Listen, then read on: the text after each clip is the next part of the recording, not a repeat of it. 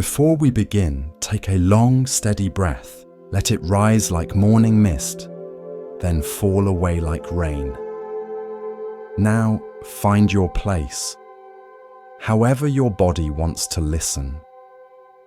Still, supported, free of tension. The mind often begins to race before the world even stirs. But in Zen, the dawn is seen as sacred, a window through which the pure awareness of life shines before we cover it with plans and names. Each story tonight is like that window, clear, open, unhurried. If you feel called, share what time it is where you're listening, or what you hope to see more clearly after these stories. The act of sharing connects our hearts across distance and time. Breathe once more, gently. You are exactly where you need to be. We begin our story in stillness. At the edge of a farming village stood a mountain that had always been there, as far back as anyone's memory reached. It wasn't a particularly large mountain, but it cast a shadow over the village's fields each afternoon, shortening the growing season and limiting what the farmers could cultivate. The villagers had long accepted this as simply the way things were. The mountain was immovable. It had been there since time beyond memory. Complaining about it was like complaining about the sky or the sea. But there lived in the village an old woman named Uma, who had a different way of looking at things. One morning, the village headman was surprised to see Ume walking to the mountain carrying a small basket. He watched as she filled the basket with stones and soil from the mountain's base, carried it to the far edge of the village and emptied it. Then she walked back and did it again. "Ume-san," the headman called out. "What are you doing?" "I'm moving the mountain," Uma replied simply, filling her basket again. The headman laughed, thinking she was joking. But didn't laugh. She carried her basket to the far edge of the village, emptied it, and returned for another load. Over the following days, people noticed that continued this pattern. Every morning, she would make trip after trip, carrying small amounts of earth and stone from the mountain to the village edge. Each basket held perhaps as much as could fit in 2 hands. Each trip took about 10 minutes there and back. People began to talk about it. Some thought she'd lost her mind. Others thought it was a harmless eccentricity of old age. A few found it inspiring in a quixotic way, though none joined her in the work. Ume's grandson, Kenji, was embarrassed. "Grandmother," he said one evening, "people are laughing at you. You're trying to move a mountain with a basket. You're wasting your time. The mountain will still be there long after you're gone." Ume looked at him with those eyes that had seen 7 decades of life. "Perhaps," she said, "but it will be a smaller mountain. And if others join me, it will be smaller still. And if they don't join me, well, I'll spend my remaining years doing something I believe in, rather than doing nothing because the task seems too large." "But you'll never finish." "No," agreed, "I won't. But I'm not trying to finish. I'm just doing what can be done today. Today, I can move many baskets of earth. Tomorrow, I can move many more. The mountain doesn't have to be gone for my work to matter." She pointed to the path she had been walking between the mountain and the village edge. "See?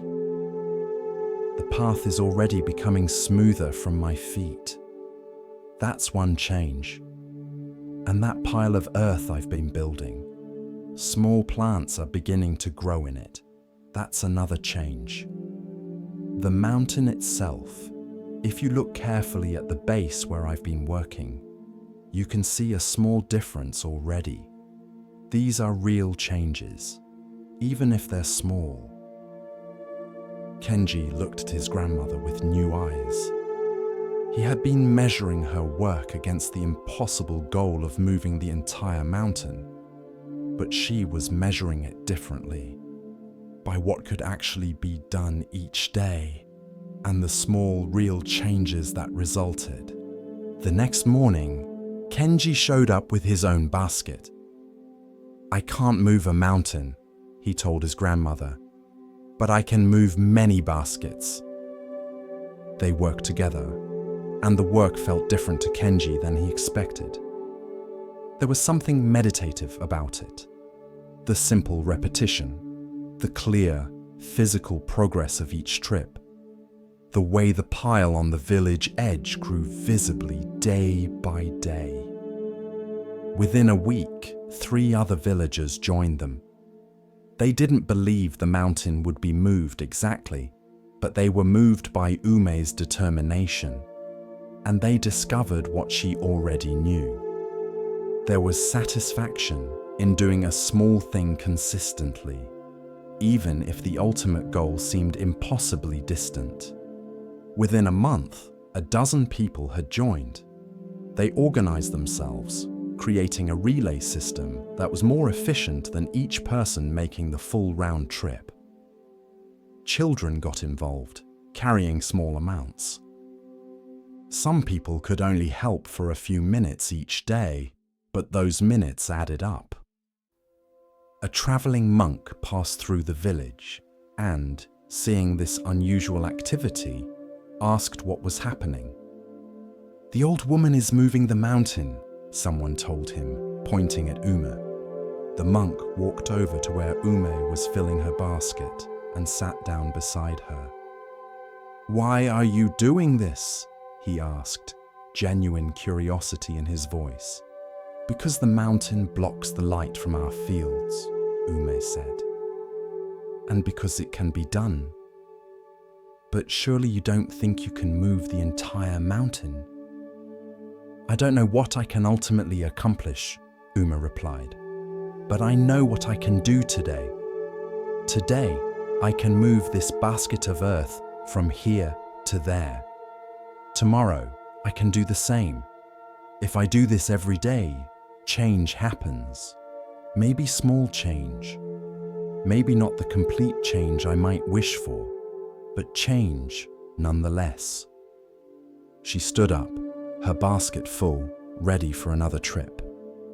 Most people don't attempt good things because they don't believe they can finish them. But finishing isn't the point. Beginning is the point. Continuing is the point.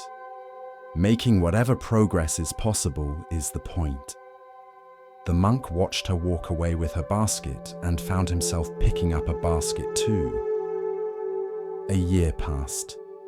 The mountain was still a mountain. But the base where the villagers had been working was noticeably different.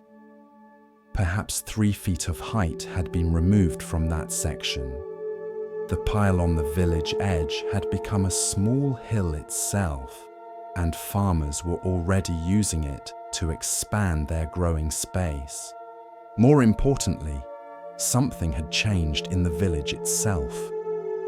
People had discovered that huge things could be approached through small, consistent actions. Problems that had seemed immovable could at least be moved a little. And moving something a little was better than standing still in despair or resignation. A farmer began applying this principle to a field that had been choked with stones. Everyone had always said it was impossible to farm, too many rocks. But the farmer began removing 1 stone at a time, day after day. Within 2 years, the field was productive. A craftsman who had always dreamed of mastering a complex technique, but thought he was too old to learn, began practicing for just an hour each day. Within 3 years, he had developed real skill. The village began to change, not because the mountain was gone, it wasn't, but because people had learned something from Ume's example.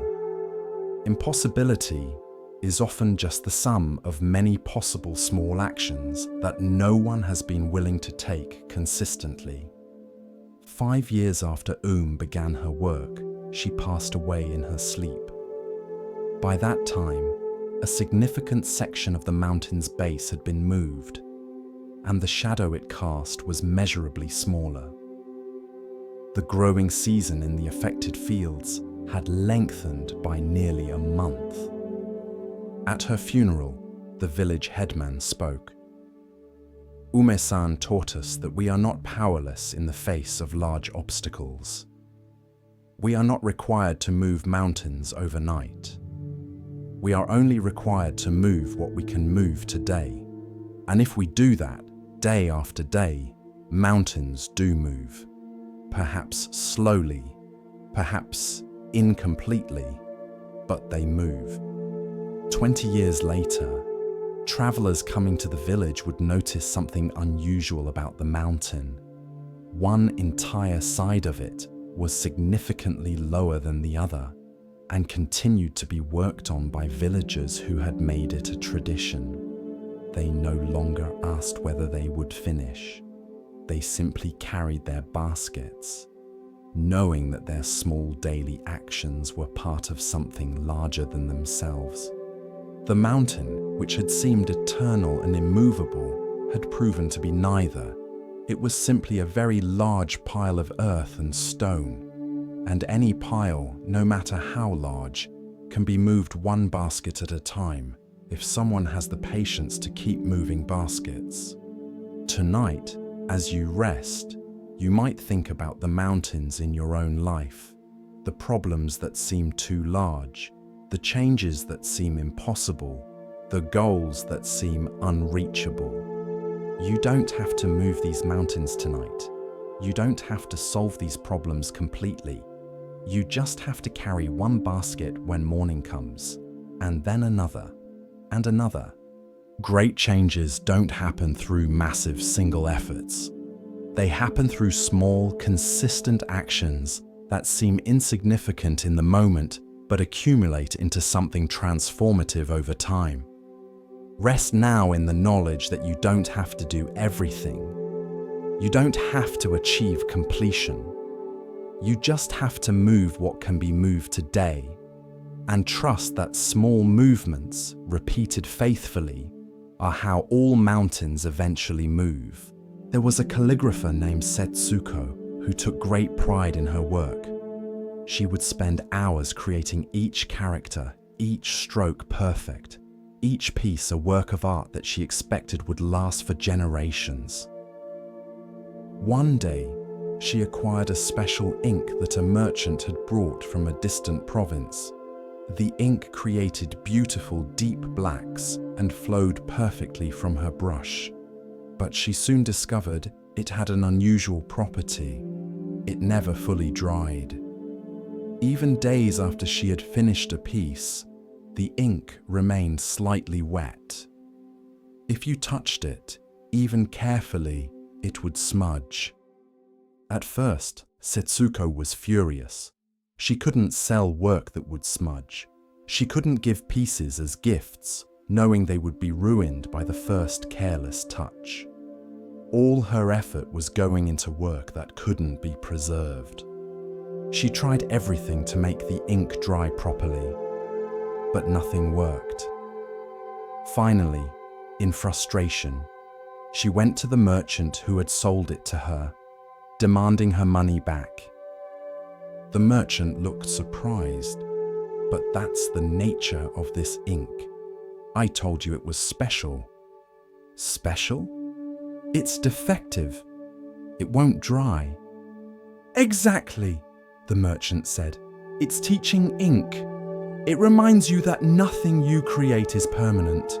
Your beautiful calligraphy will eventually fade, whether from age or damage or fire. This ink just makes the impermanence more obvious. Setsuko went home angry, but she couldn't stop thinking about the merchant's words. Everything she created would eventually be destroyed. The ink that wouldn't dry was just being honest about what was true of all her work. She began to approach her calligraphy differently. Instead of creating pieces meant to last forever, she started creating pieces meant for the moment. She would write on large papers and hang them in her studio, knowing they would slowly smudge and blur over time. She found this liberating. Each piece was perfect for now, and its eventual deterioration was part of its nature, not a tragedy. She began inviting people to come and breathe near her work, to let their breath slowly alter the still wet ink. The pieces became collaborations with time and circumstance, always changing, never fixed. "I was trying to create permanent beauty," she told a student, "but permanence doesn't exist. Everything changes. This ink taught me to make peace with that, to create beauty that's beautiful right now, without needing it to last forever." Tonight, what are you trying to make permanent that was always meant to change? What are you clinging to as if you could freeze it in time? Everything you love, everything you create, everything you are, it's all like ink that won't quite dry.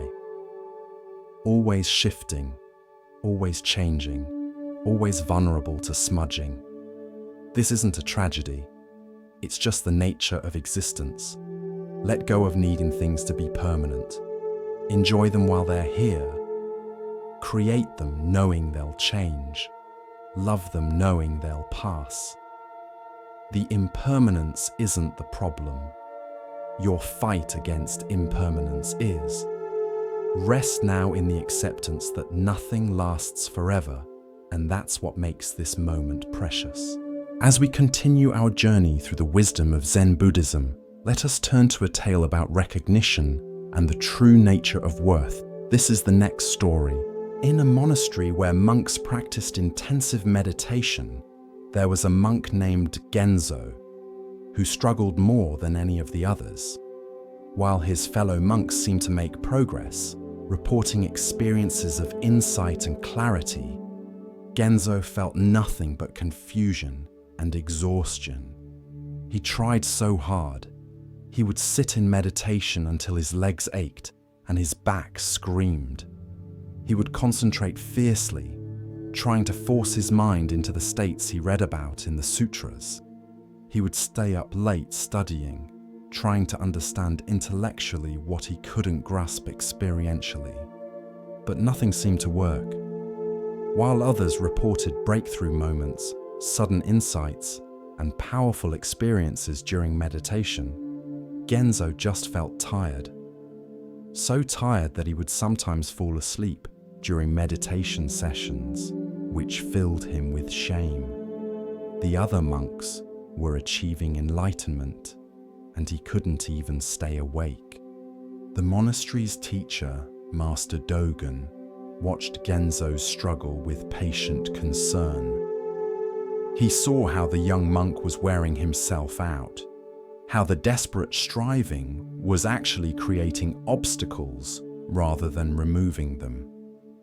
One day, after Genzo had fallen asleep during meditation yet again and woken up mortified, Dogen called him aside. "Genzo, you look exhausted. When did you last sleep a full night?" "I can't afford to sleep, Master. I'm so far behind the others. I need to practice more, not less." "Go to your room and sleep," Dogen said gently. "That's not a suggestion. It's an instruction. Sleep for as long as your body needs." Genzo was confused but obedient. He went to his room, lay down, and immediately fell into the deepest sleep he'd had in months. He slept through the afternoon, through the evening meditation, through the night, and into the next morning. When he finally woke, something was different. He couldn't name what had changed, but the world looked somehow clearer. The desperate striving that had consumed him was just gone. He felt a quietness inside that he'd never experienced before. He went to find Dogen, unsure what to say about this strange shift. "Master, something happened while I slept, but I don't know what. I feel different, but I didn't have any dramatic experience, any sudden insight. I just slept." Dogen smiled. "And in that sleep, you let go of trying. You let go of the desperate effort to achieve enlightenment. You stopped fighting with yourself.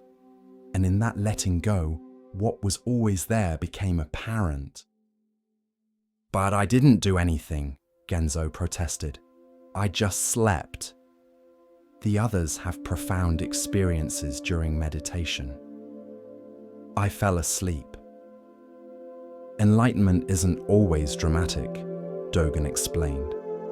"Sometimes it's quiet. Sometimes it comes not through effort, but through the cessation of effort. You've been trying so hard to wake up that you couldn't see you were already awake. You needed to sleep, to let go, to stop trying, for what's always been true to become obvious." Over the following days, Genzo noticed that the peace hadn't left him. It wasn't a dramatic altered state. It was more like a background quietness, a sense of okayness that didn't depend on circumstances.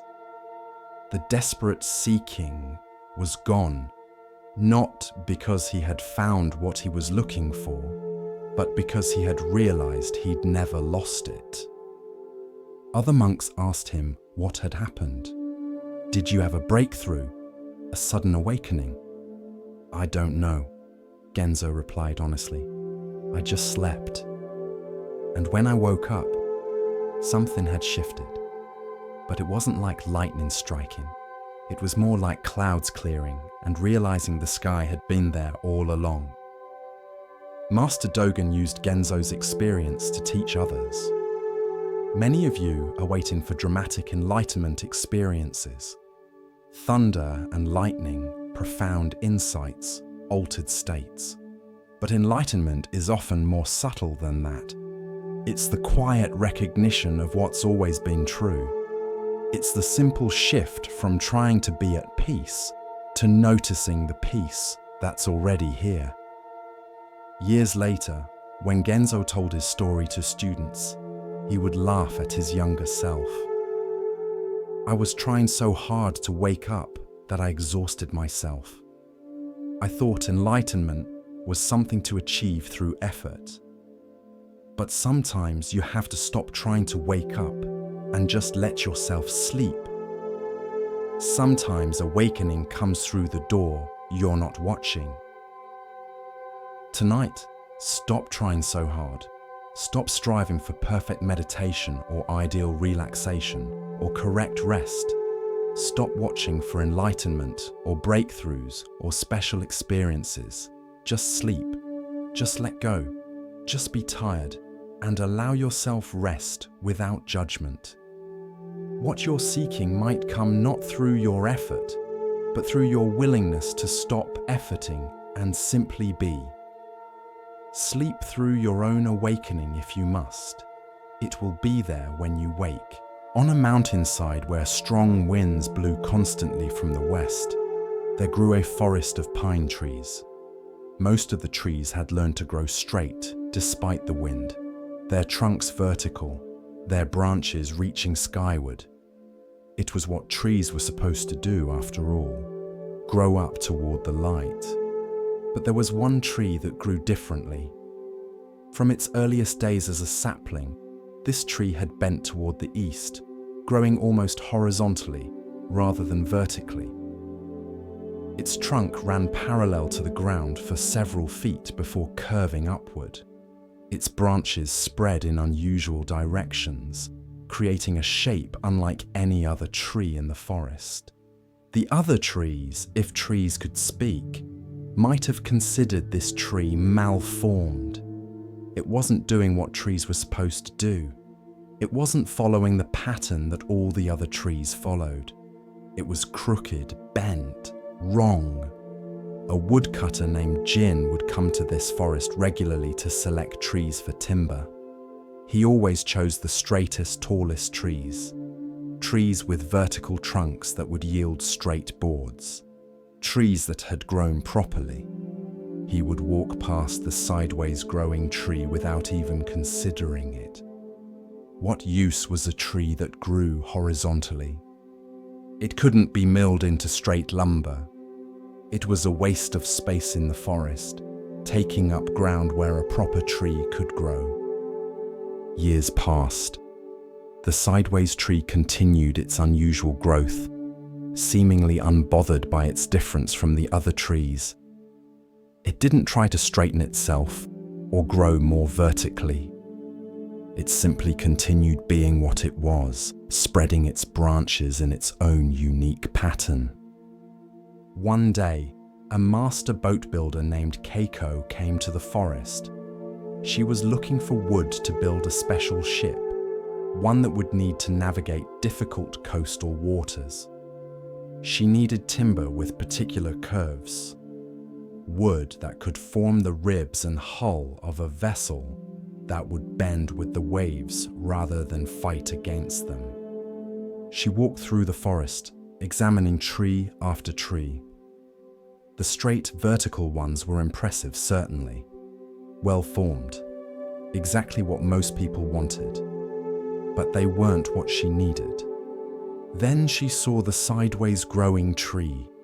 She stopped and stared. Jin the woodcutter happened to be nearby. "Don't waste your time with that one," he called out. "It's malformed, useless for lumber." But Keiko approached the tree slowly, running her hands along its horizontal trunk, examining the unusual curves of its branches. "This tree," she said quietly, "this tree is exactly what I need. These curves are perfect for a ship's hull. This horizontal strength is ideal for bearing the weight of a deck.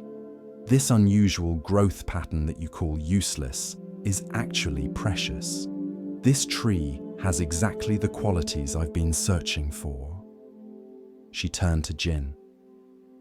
"You've been walking past treasure because you were only looking for what trees usually look like.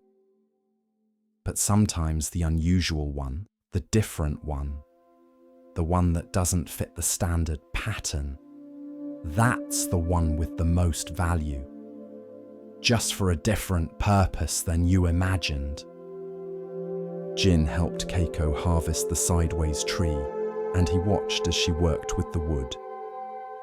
Every unusual curve, every strange angle, every part that would have been useless for straight boards turned out to be perfect for the ship's construction. The tree's horizontal trunk became the keel. Its curved branches became the ribs. Its unusual shape, which had made it worthless for Jin's purposes, made it invaluable for Keiko's. The ship that was built from that tree became legendary. It handled rough seas better than ships built from straight timber. It flexed with the waves rather than fighting them. It had a strength that came not from rigid straightness, but from curved resilience. Years later, when Jin told this story, he would say, "I learned something from that tree. I had been judging it by one standard. Could it give me straight boards? When it couldn't, I dismissed it as worthless. But it wasn't worthless. It was just designed for a different purpose, one I couldn't see because I was only looking for what I expected trees to be." He would walk people through the forest and point out other unusual trees. "See that one with the split trunk?" Most people would call it damaged, but a furniture maker could create something extraordinary from those two main branches. That one there that's gnarled and twisted. Useless for construction lumber, but a carver could make sculptures from it that straight wood could never achieve. Each tree is growing its own way, and each way has value for someone who can see it. The sideways tree's story spread beyond that forest. It became a teaching that parents would share with children who felt different, who didn't fit the standard pattern, who grew in unusual ways. "You're not wrong," parents would say to a child who struggled in conventional schools but showed brilliance in other areas. "You're not broken," they would say to a child who couldn't sit still but had extraordinary physical abilities. "You're like the sideways tree, growing in your own direction, and someday someone will come along who needs exactly what you are, who sees that your difference is not a flaw, but a gift." A young woman named Yuri heard this story when she was struggling with feeling like she didn't fit anywhere. She wasn't good at the things her family valued. She didn't have the skills her community praised. She felt broken, wrong, useless. But the story of the sideways tree changed something in her understanding. What if she wasn't failing to be what others expected? What if she was succeeding at being what she actually was, and she just hadn't found the place where that was valued yet? She stopped trying to force herself into shapes that didn't fit her nature. She stopped judging herself by standards that didn't account for her particular gifts. She simply continued growing in her own direction, trusting that somewhere, someone would need exactly what she was. And eventually, she found her place. Not in the conventional path her family had hoped for, but in work that required exactly her unusual combination of skills and perspectives. What had seemed like weaknesses in one context became strengths in another. What had seemed like failure to grow properly was actually success at growing authentically. Tonight, as you rest, you might consider the ways you've judged yourself for not growing straight, for not fitting the standard pattern, for being different from what seems normal or expected. What if those differences aren't flaws? What if you're like the sideways tree, growing exactly as you should, waiting for the boat builder who needs precisely your unique shape? You don't have to force yourself into a form that doesn't fit your nature. You don't have to straighten what grows curved or vertically climb when you naturally spread horizontally. Your path is your own. Your shape is your own. And somewhere, someone needs exactly what you are, not despite your differences, but because of them. Rest now in acceptance of your own unique growth pattern. You're not wrong. You're not broken. You're just different. And different is not less than. It's just different. Let yourself grow in your own direction and trust that your unusual shape has value, even if you can't see it yet. As we move deeper into the quiet teachings of Zen, we come to a story about seeing clearly and understanding true value. Listen carefully to the next story. In a mountain village, there lived a child named Hoshi, whose name meant star. He was a curious boy, always asking questions, always trying to understand how things worked. His parents admired his inquisitive mind and encouraged his questions. One clear night, Hoshi lay on his back looking at the sky full of stars. They were so numerous, so bright in the mountain air, so beautiful. As he looked, a question formed in his mind. How many stars are there? He decided to count them. He began with the stars directly overhead, assigning each one a number. 1, 2, 3, 4. By the time he reached 30, he had already lost track of which ones he had counted and which he hadn't. He tried to organize them into groups, into patterns, but the more he tried to count, the less he could simply see them. His grandfather came out and found Hoshi staring at the sky with an intense, frustrated expression. "What are you doing, little star?" his grandfather asked, using the family nickname. "I'm trying to count the stars," Hoshi replied, not taking his eyes from the sky. "But they keep moving. Or maybe my eyes are moving. I can't keep track. How can I count them if they won't stay still?" His grandfather sat down beside him. "Why are you counting them?" "Because I want to know how many there are." "And if you knew how many there were, what would change?" Hoshi thought about this. "I would know. I would understand." "Would you?" His grandfather laid back on the grass beside him. "Tell me, before you started counting, when you were just looking at the stars, what did you feel?" Hoshi remembered. "I felt wonder. They were so beautiful. I felt small, but also somehow connected to them, like they were very far away, but also touching me with their light." "And now, while you're counting?" "Now I feel frustrated, confused. I keep losing count. The beauty is still there, but I'm not seeing it anymore. I'm just seeing numbers." His grandfather was quiet for a while, letting Hoshi sit with his own observation. Finally, he said, "Not everything is meant to be counted, measured, or understood. Some things are meant to be experienced. The stars don't care how many of them there are. They just shine. And you can either spend your time trying to number them, or you can receive their light." "But don't you want to know?" Hoshi asked. "Don't you want to understand?" "I know the stars are beautiful," his grandfather replied. "I know they've been shining since before humans existed and will shine after we're gone.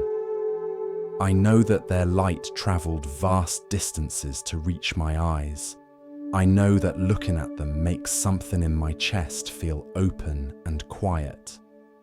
Those are the things worth knowing. How many there are? That's a question that turns the sky into a math problem." Hoshi stopped counting and just looked. His grandfather was right. The moment he stopped trying to number the stars, he could see them again. Really see them. The way they shimmered, the way some were bright and others faint, the way they formed patterns that his ancestors had named, the way they made the night less dark. "Everything you count or measure," his grandfather continued, "you transform from an experience into data. Data is useful for some things, but it can never capture what it feels like to lie on your back and watch stars shine. It can never measure wonder. It can never quantify the feeling in your chest when beauty takes your breath away." A shooting star streaked across the sky. Hoshi gasped with delight, and his grandfather smiled. "If you had been counting at that moment," his grandfather said, "you might have missed it. You would have been too busy tracking which number you were on, making sure you didn't count the same star twice. You would have been in your head instead of being present to this moment." As Hoshi grew older, he remembered that night often. He noticed how his urge to quantify and measure things sometimes pulled him out of direct experience. When he ate something delicious, his mind would immediately start comparing it to other meals, rating it, analyzing its components. When he saw a beautiful sunset, he would try to describe it, to capture it in words, losing the direct experience in the attempt to translate it. He learned to notice this pattern and sometimes choose differently. Sometimes he would let experiences be experiences without trying to understand them, explain them, measure them, or capture them. He would just receive them directly, the way he had learned to receive starlight. Years later, Hoshi became a teacher. Students would come to him with questions about meditation, about enlightenment, about the nature of reality, and often he would take them outside at night and tell them to look at the stars. "How many are there?" he would ask. The students would start trying to count, and he would let them struggle for a while. Eventually, they would give up, frustrated. "I can't count them," they would say. "There are too many. They keep shifting. I lose track." "So stop counting," Hoshi would reply. "Just look. Experience the stars without trying to understand them intellectually. Let them be what they are without needing to measure them, categorize them, or explain them." He would let them lie there in silence, just experiencing the night sky. And usually something would shift. The students who had arrived full of questions, full of the need to understand and explain and intellectually grasp everything, would find themselves simply present, simply aware, simply experiencing without the mediating layer of thought. "Some of your questions are like counting stars," Hoshi would tell them. "They turn experience into problems to solve. They transform presence into analysis. Your mind asks these questions to feel like it's doing something useful. But often what's most useful is to stop asking and just be present to what is." "But how do we know if we're making progress?" students would ask. "How do we measure our growth?" Hoshi would smile. "You're counting stars again. Progress in meditation isn't something you measure, it's something you experience. You know you're growing not because you can quantify it, but because you notice you're suffering less, responding to life more skillfully, feeling more at peace. These are experiences, not numbers." Tonight, as you prepare for rest, notice if your mind is counting stars. Is it trying to measure your relaxation? Track your progress towards sleep? Analyze whether you're doing this correctly. Is it turning the simple experience of resting into a problem to solve or a performance to evaluate? What if you stopped counting? What if you let this moment be an experience instead of a measurement? What if you received rest the way you receive starlight, directly, without trying to quantify it, or understand it, or capture it? Some things are meant to be lived, not analyzed. Some moments are meant to be experienced, not examined. Tonight is one of those moments. Let yourself be like the child who stopped counting and simply gazed at the stars, receiving their light without needing to know how many there were. That's enough. You're enough. This moment is enough. No counting necessary. In a monastery at the base of a great mountain, students gathered each year to receive teachings from the head monk, a man named Zenkai who was famous for his wisdom. Students would travel from across the country to ask him questions and receive his guidance. One year, a particularly arrogant young scholar arrived. He had studied Buddhism at several temples, read countless sutras, and believed himself quite learned. He came to test Zenkai, to see if this famous teacher truly deserved his reputation. "Master Zenkai," the scholar said, bowing with perfect form but little genuine respect, "I have a question about the teaching of emptiness. In the Heart Sutra, it says that form is emptiness and emptiness is form. But in the Lotus Sutra, there seems to be a different interpretation. How do you reconcile these apparent contradictions?" Zenkai looked at the scholar for a long moment. Then he said, "What color is the mountain?" The scholar was confused by this response, which seemed to have nothing to do with his sophisticated question. The mountain? It's grey? Brown? I don't see how that's relevant to my question about the sutras. Look at the mountain more carefully, Zenkai said. What color is it really? Irritated, but willing to play along, the scholar looked at the mountain. It's multiple colors: grey rock, brown earth, green trees, white snow on the peak. But master, this doesn't answer my question about the sutras. In the morning light, Zenkai continued as if the scholar hadn't spoken, the mountain appears pink and gold. In the evening light, it turns purple and deep blue. In fog, it vanishes completely. In moonlight, it becomes silver. So what color is the mountain?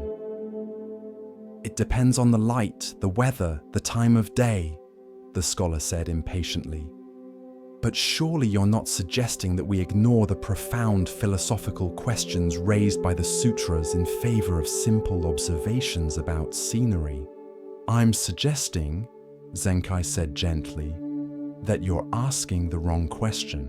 Or rather, you're asking the right question in the wrong way. You want me to give you an intellectually satisfying answer about emptiness that you can add to your collection of knowledge. But emptiness is not a concept to understand. It's a reality to experience. He stood up. Come with me. Zenkai led the scholar outside and had him sit facing the mountain. Stay here until you understand the mountain's answer, he said, and walked away. The scholar sat, confused and annoyed. This was not what he had come for. He wanted sophisticated discourse, not this simple sitting and looking. But Zenkai had set the task, and the scholar's pride wouldn't let him give up without trying. He sat there for hours, looking at the mountain. At first, his mind was full of arguments and analysis. He thought about the various sutras, about philosophical positions, about how he would describe this waste of time to his friends at the university. But as the hours passed, something shifted. The afternoon light changed. Clouds moved across the peak. A bird flew past. The mountain simply was, doing nothing, proving nothing, arguing nothing. It had no opinion about emptiness or form. It wasn't trying to be right or wrong.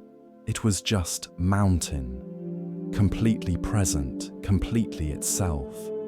And sitting there, the scholar's busy mind began to quiet. His need to be right, to demonstrate his knowledge, to prove his intelligence, all of it started to seem less important. He was just a person sitting, looking at a mountain. No questions to answer, no position to defend. Just this moment of being present. As evening came, Zenkai returned. Did the mountain answer your question? The scholar was surprised to find he had tears in his eyes. The mountain showed me that I was so busy being right that I had forgotten how to simply be. I could quote sutras about emptiness, but I wasn't empty. I was full of myself, full of my knowledge, full of my need to demonstrate my understanding. The mountain doesn't try to understand itself, it just is. And in that isness, there's a kind of wisdom that all my study never touched. Zenkai nodded. You came here with the right answer to your question already prepared. You just wanted me to confirm it so you could feel superior. But I gave you a wrong answer, an irrelevant response about the color of a mountain, and that wrong answer taught you more than my right answer ever could. How so? The scholar asked. Because it frustrated your expectations. It pulled you out of your intellectual comfort zone. It made you sit with uncertainty and not knowing. It brought you into direct contact with reality instead of concepts about reality. Being right keeps you in your head. Being wrong, being confused, not knowing. These open you to actually learning something. The scholar stayed at the monastery for 3 months, not as a scholar testing a teacher, but as a genuine student. And during that time, he learned more than in all his years of study. He learned that wisdom isn't the accumulation of right answers, but the capacity to be present. He learned that understanding comes not from intellectual mastery, but from direct experience. One day, a new student arrived and asked Zenkai a complicated philosophical question. The student expected an elaborate answer, but Zenkai simply said, "What color is the mountain?" The new student looked confused, just as the scholar had. The scholar, who was nearby, smiled. He understood now. The master wasn't being cryptic or difficult. He was offering the most direct teaching possible. Stop trying to be right. Start being present. The answers you seek aren't in your head. They're in the direct experience of reality, which is always here, always available, like a mountain that needs no explanation for its being. Years later, when the former scholar had become a teacher himself, students would sometimes ask him complicated questions, showing off their learning, and he would remember Zenkai's method. Sometimes he would answer their question directly, but sometimes he would give them what appeared to be a wrong answer, an irrelevant response, something that would frustrate their expectation of being confirmed in their rightness. Being right is a prison, he would tell them when they complained. When you're sure you're right, you stop looking, stop questioning, stop being open to reality as it actually is. Sometimes the best teaching is the one that makes you wrong, that strips away your certainty, that leaves you not knowing. In that not knowing, real understanding becomes possible. Tonight, as you prepare for rest, you might notice all the ways you're trying to be right. Right about how you should relax. Right about how sleep should come. Right about what this experience should be like. What if you let go of being right? What if you allowed yourself to not know, to be uncertain, to be present to whatever this moment actually is, rather than what you think it should be? The mountain doesn't try to be the right kind of mountain. It is just a mountain completely without self-consciousness or doubt. You don't need to be the right kind of person or rest the right way. You can just be completely, presently, without the burden of rightness. Let your certainty go. Let your need to understand go. Let yourself be wrong, confused, not knowing. And in that openness, rest comes naturally, like evening light on a mountain that never asked to be any particular color. With each step on the Zen path, a new lesson unfolds. Now we turn to a story about recognition, of self, of others, and of what truly matters. Listen carefully to the next story. There was a young dancer named Yuki who trained with single-minded devotion. She practiced hours each day, pushing her body to perfect every movement, striving to become the greatest dancer in the province. Her teachers praised her dedication. Her fellow dancers admired her discipline. She was on the path to everything she had dreamed of. Then, 1 week before the most important performance of her career, a performance that should determine her future, Yuki's ankle twisted during practice. Not badly enough to break, but enough to cause significant pain and swelling. The physician said she needed complete rest, no dancing, for at least 2 weeks. Yuki was devastated. Years of work ruined by one unlucky step. The opportunity lost, her future derailed. She sat in her room, staring at her swollen ankle, feeling bitter and cursed. An old woman who lived next door, a retired dancer named Chio, came to visit. She saw Yuki's tears, her anger, her sense of injustice. "Why did this happen?" Yuki cried. "I worked so hard. I did everything right. And now this injury destroys everything right before the most important moment." Chio sat quietly for a while, then asked, "Do you know why I stopped dancing?" Yuki wiped her eyes. "No, I assumed you retired naturally when you got older." "I didn't retire," Chio said. "I collapsed, right on stage, in the middle of a performance. My body simply gave out from years of pushing too hard, ignoring its signals, forcing it beyond its limits. I thought dedication meant never stopping, never resting, always pushing harder. My body tried to tell me I needed to slow down. Small pains, fatigue, growing stiffness. But I ignored all those messages. So finally my body had to shout, and the shout collapses." She looked at Yuki's ankle. "Your ankle is speaking to you. Maybe whispering before it has to shout. Maybe stopping you from something that would have caused greater harm." "But the performance," Yuki protested. "Will happen or won't happen," Chio interrupted gently. "But you're thinking only about what this injury prevents. Have you considered what it might be protecting you from, or teaching you?" Over the next 2 weeks, forced to rest, Yuki had time to notice things she had been too busy to see. She realized she'd been pushing her body with a kind of violence, treating it as an obstacle to overcome, rather than a partner to work with.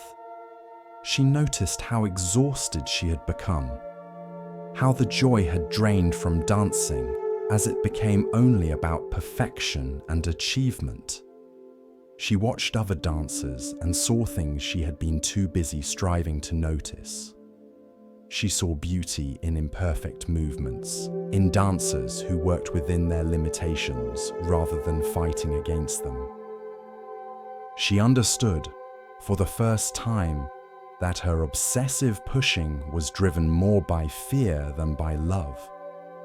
Fear of not being good enough, of being surpassed, of failing. When her ankle healed and she returned to dancing, something was different. She danced with more awareness, listening to her body, working with it rather than against it. She found that this actually improved her dancing. The movements became more natural, less forced, more authentic. The performance she had missed. Another dancer had taken her place and performed beautifully. Yuki realized the world continued without her, that her absence wasn't the catastrophe she had imagined. Years later, Yuki became a teacher. When students would suffer injuries and feel cursed, she would tell them about her twisted ankle. Sometimes what stops us is trying to save us. Not always, but sometimes. Before you curse an injury or illness or obstacle that forces you to stop, ask yourself, what was I rushing toward? What was I ignoring? What might this pause be protecting me from or teaching me? She would tell them about Chio, about collapse on stage, about bodies that whisper before they shout. Listen to the whispers, she would say. Pain is communication, not punishment. Forced rest is sometimes exactly what we need, even though we'd never choose it ourselves. Tonight, as you rest, you might consider what has stopped you, what has forced you to slow down or pause. Are you fighting against it, seeing it only as an obstacle? Or can you wonder, even briefly, whether it might be serving a purpose you can't yet see? What if the things that stop you are sometimes trying to save you from something worse? What if forced rest is actually needed rest? What if your body or your circumstances are wiser than your plans?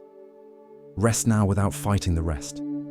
Let yourself be stopped, paused, held still, not as punishment, but as protection, not as failure, but as wisdom. Something in you knows you need this rest. Trust that knowing. Let yourself be saved by the very thing that seems to be stopping you. In a mountain village, there lived a woman named Sayuri who had a reputation as an oracle. People would travel from distant places to seek her wisdom on important decisions. Should I marry this person? Should I pursue this business opportunity? Should I move to a new city? But Sayuri had an unusual way of responding to questions. She never gave direct answers. Instead, she would reply with more questions. A merchant came to her asking, "Should I invest in this new trade route?" Sayuri replied, "What would make that investment right for you? What would make it wrong? Which outcome could you live with more easily?" The merchant, frustrated, pressed her. "But what do you think I should do?" "Why does my opinion matter more than yours?" Sayuri asked.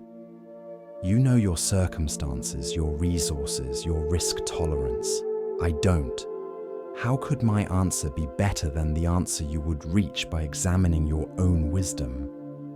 People found this approach maddening. They wanted clear guidance, definite answers, someone to tell them what to do. Instead, Sayuri gave them questions that turned their attention inward. A young woman came asking whether she should accept a marriage proposal. "The man is suitable," she explained. "My family approves. But I feel uncertain." "What is the uncertainty?" Sayuri asked. "I don't know if I love him enough." "What is enough love for marriage?" Sayuri inquired. "Who defines that measure?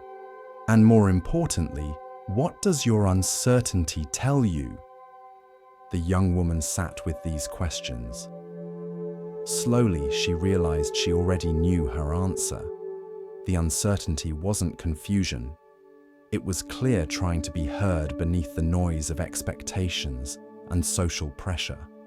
She didn't want to marry this man. She had known it all along, but had been afraid to acknowledge it.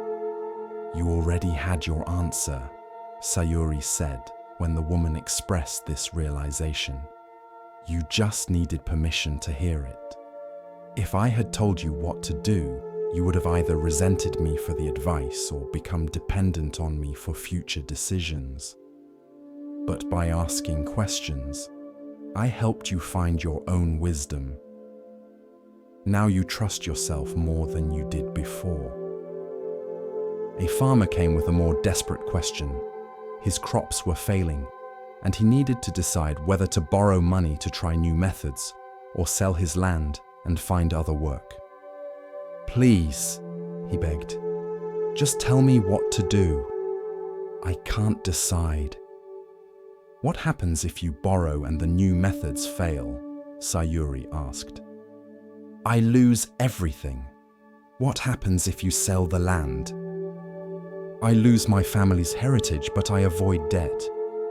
"Which loss could you live with?" Sayuri continued. "Losing everything, including your dignity, through failed debt? Or losing your land but keeping your freedom from debt? Which regret would be smaller?" The farmer thought deeply. He realized that he valued security over heritage. The land was important, but being debt-free was more important. Once he saw this clearly, his decision became obvious. "But what if I'm wrong?" he asked Sayuri. What if you're right? She countered. Why assume the wrong choice is more likely than the right one? And even if you choose poorly, will you learn something? Will you adapt? Or will you be paralyzed forever by fear of making mistakes? These questions shifted something in the farmer. He had been treating the decision as if one choice was absolutely right and the other absolutely wrong. But Sayuri's questions helped him see that both choices had consequences. Both involved trade-offs, and he needed to decide based on his values, not on some objective standard of rightness. Word spread about Sayuri's approach. Some people avoided her, frustrated that she wouldn't just give answers. But many sought her out precisely because she didn't. They recognized that her questions were a kind of teaching, helping them develop their own wisdom rather than borrowing hers. A Zen monk visited Sayuri, curious about her method. "You could make a good living telling people what to do," he observed. "They want certainty. They would pay well for it. Why do you refuse to give it?" "Because certainty from outside is false security," Sayuri replied. "If I tell someone what to do and it works out, they credit me and become dependent on me for future decisions. If it doesn't work out, they blame me and still haven't learned to trust themselves. Either way, I've made them weaker, not stronger." She poured tea for them both. But when I ask questions that help them find their own answers, they become stronger. They learn to consult their own wisdom. They develop confidence in their decision-making. Even if they choose poorly, they learn from their own mistakes rather than blaming someone else. The monk nodded thoughtfully. "Your questions are a form of teaching. You're not withholding wisdom. You're pointing people toward the wisdom they already possess." "Exactly," Sayuri agreed. "Most people have more wisdom than they realize. They just don't trust it. They've been taught to look outside themselves for answers, to defer to authorities, to doubt their own judgment. My questions permit them to trust what they already know." She looked at the monk directly. "The same is true in meditation practice, isn't it? A good teacher doesn't give you enlightenment. They ask questions or create situations that help you recognize what's already there. The wisdom isn't imported from outside. It's revealed from within." "Yes," the monk agreed. "The best teaching is the teaching that makes itself unnecessary by helping students trust their own understanding." Years passed, and Sayuri grew old. People worried about who would replace her as the village oracle. But Sayuri refused to train a successor. "I haven't been giving answers," she said. "I've been asking questions." "Anyone can do that. You don't need a special oracle. You need to practice asking yourselves better questions." She taught the village a method. When facing a decision, ask yourself questions instead of seeking immediate answers. What do I value most in this situation? What outcome could I live with most easily? What does my hesitation tell me? What would I advise a friend in this situation? What do I already know that I'm afraid to acknowledge? These questions, Sayuri explained, are tools for excavating your own wisdom. The answers are already in you. You just need to dig them out from under the layers of fear, expectation, and conditioning. On her deathbed, surrounded by villagers who had come to thank her for her guidance over the years, someone asked, "Sayuri, what is the most important question?" Even then, she smiled and replied with a question. "What question would help you most right now?" And when you've answered that, what question would help you next? The most important question is always the one that moves you deeper into your own understanding. Tonight, as you rest, what questions might you ask yourself? Not demanding answers, not forcing resolution, just inquiring gently into your own experience. What am I feeling right now? What do I need in this moment? What wisdom am I carrying that I haven't yet listened to? What am I afraid to acknowledge? You don't need someone else's answers. You don't need an oracle or expert to tell you what to do, how to feel, who to be. The wisdom is already in you, has always been in you, waiting for the right questions to draw it out. Ask yourself questions tonight and listen for the answers that rise from your own depths. They're more trustworthy than anything someone else could tell you. Rest now in your own wisdom, asking and listening, questioning and discovering. The oracle you seek is you. As our exploration of Zen Buddhism deepens, let us listen to a story that reveals how true worth is often overlooked. Here starts the next story.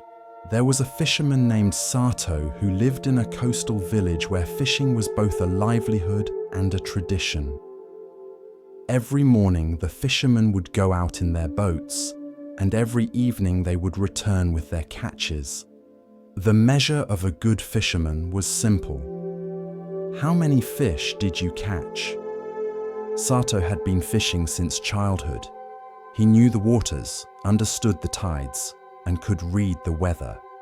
But despite all his skill and knowledge, he had a problem that plagued him. At least once a week, sometimes more, he would return with an empty net. Not a small catch, not a few fish, empty. Other fishermen would return with boats full of fish, and Sato would be pulling up nets that contained nothing but seaweed and water. It was humiliating. People in the village began to see him as unlucky, perhaps even incompetent, despite his years of experience. Sato's wife, Hana, watched her husband grow increasingly frustrated and ashamed.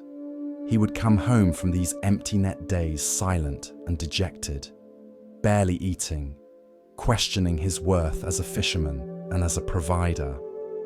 One day, after a particularly discouraging week where Sato had returned empty-handed 3 times, Hana said something unexpected. "I'm glad you caught no fish today." Sato looked at her in disbelief. "How can you say that?" "We need the income. The other fishermen are successful. I'm failing." "Come with me," Hana said, taking his hand. She led him to the small shrine at the edge of their property, where they would leave offerings for good fortune.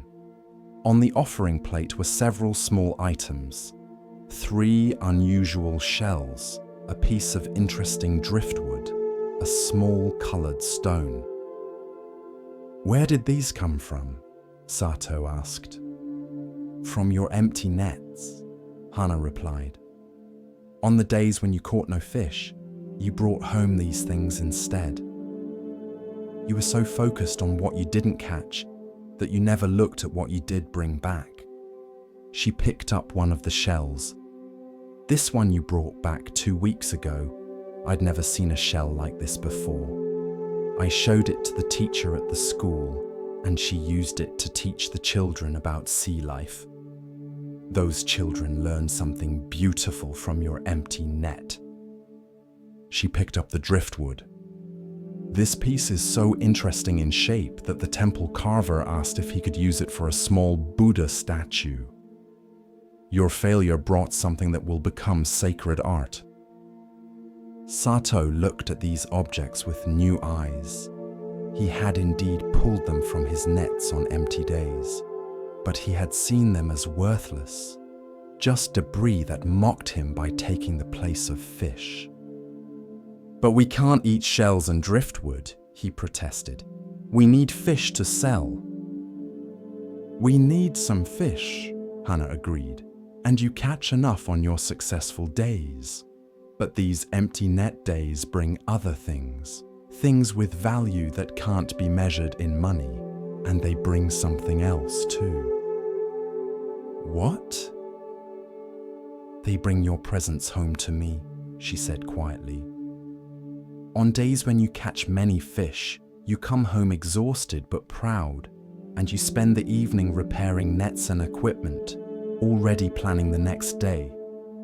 But on empty net days, you sit with me, you talk with me. You're actually here, not already out on the boat in your mind. I know this sounds selfish, but I treasure those days when you come home empty-handed, because I get all of you, not just your tired body." This perspective shook something loose in Sato. He had been measuring his worth entirely by fish caught, seeing empty nets as pure failure.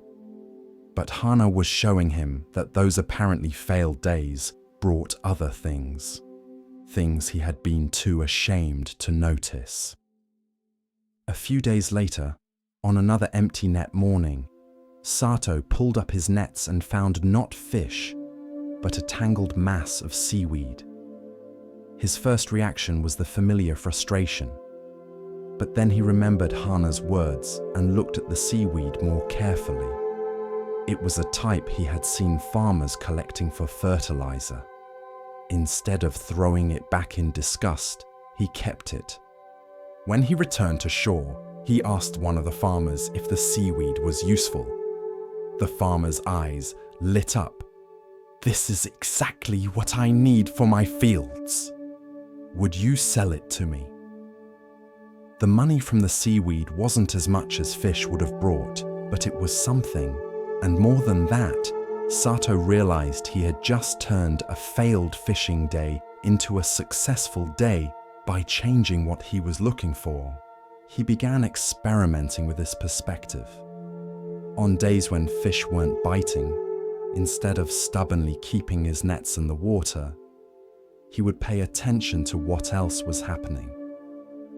He noticed patterns in bird behavior that told him where fish might be on better days. He observed current changes that helped him understand seasonal movements. He collected things that others might value, certain shells, seaweed, and interesting stones. But perhaps most importantly, he stopped defining himself solely by the fish caught. He began to see himself not just as a fisherman, but as someone who harvested from the sea. Sometimes the harvest was fish. Sometimes it was knowledge. Sometimes it was presence of his wife. Sometimes it was objects that others valued for reasons he had never considered. Other fishermen noticed the change in Sato. He no longer came to shore on empty net days looking defeated and ashamed.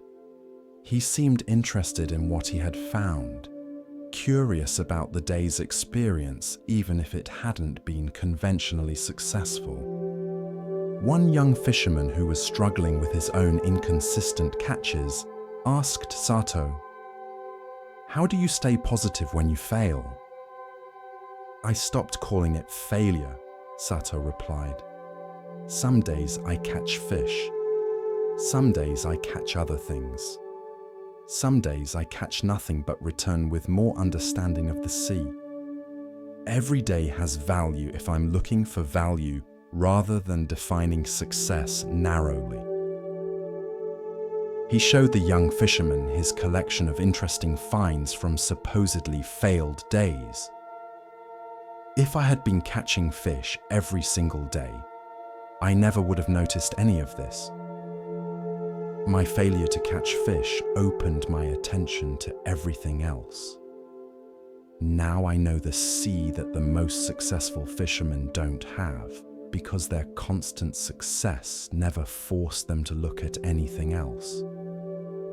A Zen monk who was visiting the village heard about Sato's philosophy and came to talk with him. You've learned something that many people never learn, the monk said. You've learned that failure and success are not opposites but neighbors. Sometimes what looks like failure is actually success, in a form you didn't recognize. Sometimes getting what you wanted would have prevented you from discovering something more valuable. Sato nodded. For years, I prayed to the sea gods to never return with empty nets. Now I understand that the empty nets were answering a different prayer, one I didn't know I was making. They were teaching me to see value beyond the obvious, to measure worth by more than one standard, to be present to what is, rather than always grasping for what should be. The monk smiled. The empty net is a great teacher. Because it's empty, it can receive anything. Because it failed to catch what you were seeking, it caught things you weren't looking for. Sometimes the best gifts come through the door of apparent failure. Years later, when Sato was old and teaching his grandson to fish, the boy became discouraged after several days with small catches. Grandfather, I'm not good at this. I keep failing. Sato smiled and showed his grandson the collection he had accumulated over the years. Unusual shells, interesting stones, pieces of driftwood, observations written down about sea and weather, and recipes for using seaweed. All of these came from days when I caught few or no fish. If every day had been successful by the measure I was using, then I would never have discovered any of this. Sometimes the empty net brings exactly what you need, just not what you wanted. He put his hand on the boy's shoulder. Don't fear failure. Don't rush to judge whether a day was successful or not. Some of my best days looked like my worst days at the time. The measure of success that seems obvious often isn't the most important one. Keep your eyes open for what the sea is actually offering you, not just what you came looking for. Tonight, as you rest, you might consider your own empty nets. What apparent failures in your life might be successes, wearing different clothes? What disappointments might have brought gifts you were too focused on the disappointment to notice? What seemed like coming up empty might have actually been receiving something more valuable than what you were seeking. You don't need to catch fish every day. You don't need to succeed by conventional measures every time. Sometimes the empty net is exactly what you need, bringing lessons and gifts that success would have prevented you from receiving. Sometimes failure is just success that requires better eyes to see it. Rest now in acceptance of all your empty nets, all your apparent failures, all the times you came up short by the measures you were using. These weren't wastes. They were opportunities to learn different measures, to discover unexpected value, to receive what you weren't looking for but desperately needed.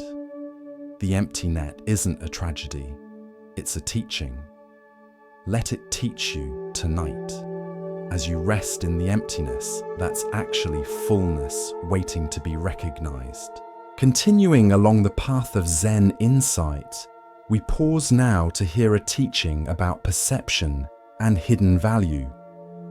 Listen carefully to the next story. There was a man named Jiro who dreamed of sailing around the coastal waters of his province. He spent years preparing for this journey. He studied navigation, learned about weather patterns, and read accounts of other sailors' voyages. He purchased the best boat he could afford and spent months modifying it, adding improvements, and ensuring everything was perfect. He would tell his friends, "I'm almost ready. just a few more things to prepare. Years passed. The boat sat in its slip, pristine and unused. Jiro continued preparing, planning, improving, getting ready for the journey he would take soon. An old sailor who lived nearby watched this for several years. Finally, he approached Jiro one morning as the man was polishing brass fittings on his perpetually docked boat. "Beautiful boat," the old sailor said. "Thank you," Jiro replied proudly. "I've put a lot of work into it. I'm almost ready to sail." "Almost ready?" the sailor repeated. "I've heard you say that for 5 years now. What exactly are you waiting for?" Jiro looked uncomfortable. "I want everything to be perfect. I want to be completely prepared. I don't want to make mistakes." "Let me tell you something," the old sailor said. "I've sailed these waters for 40 years. My boat has never been perfect. I've never been completely prepared. I've made countless mistakes, but I've sailed. And you, with your perfect boat and your complete preparation, have never left the dock. So who's really the sailor here?" Jiro felt defensive. "But what if something goes wrong? What if I'm not ready?" "Something will go wrong," the sailor said. "You won't be ready. That's not a possibility, that's a certainty. The sea doesn't wait for you to be ready, and preparation only teaches you so much.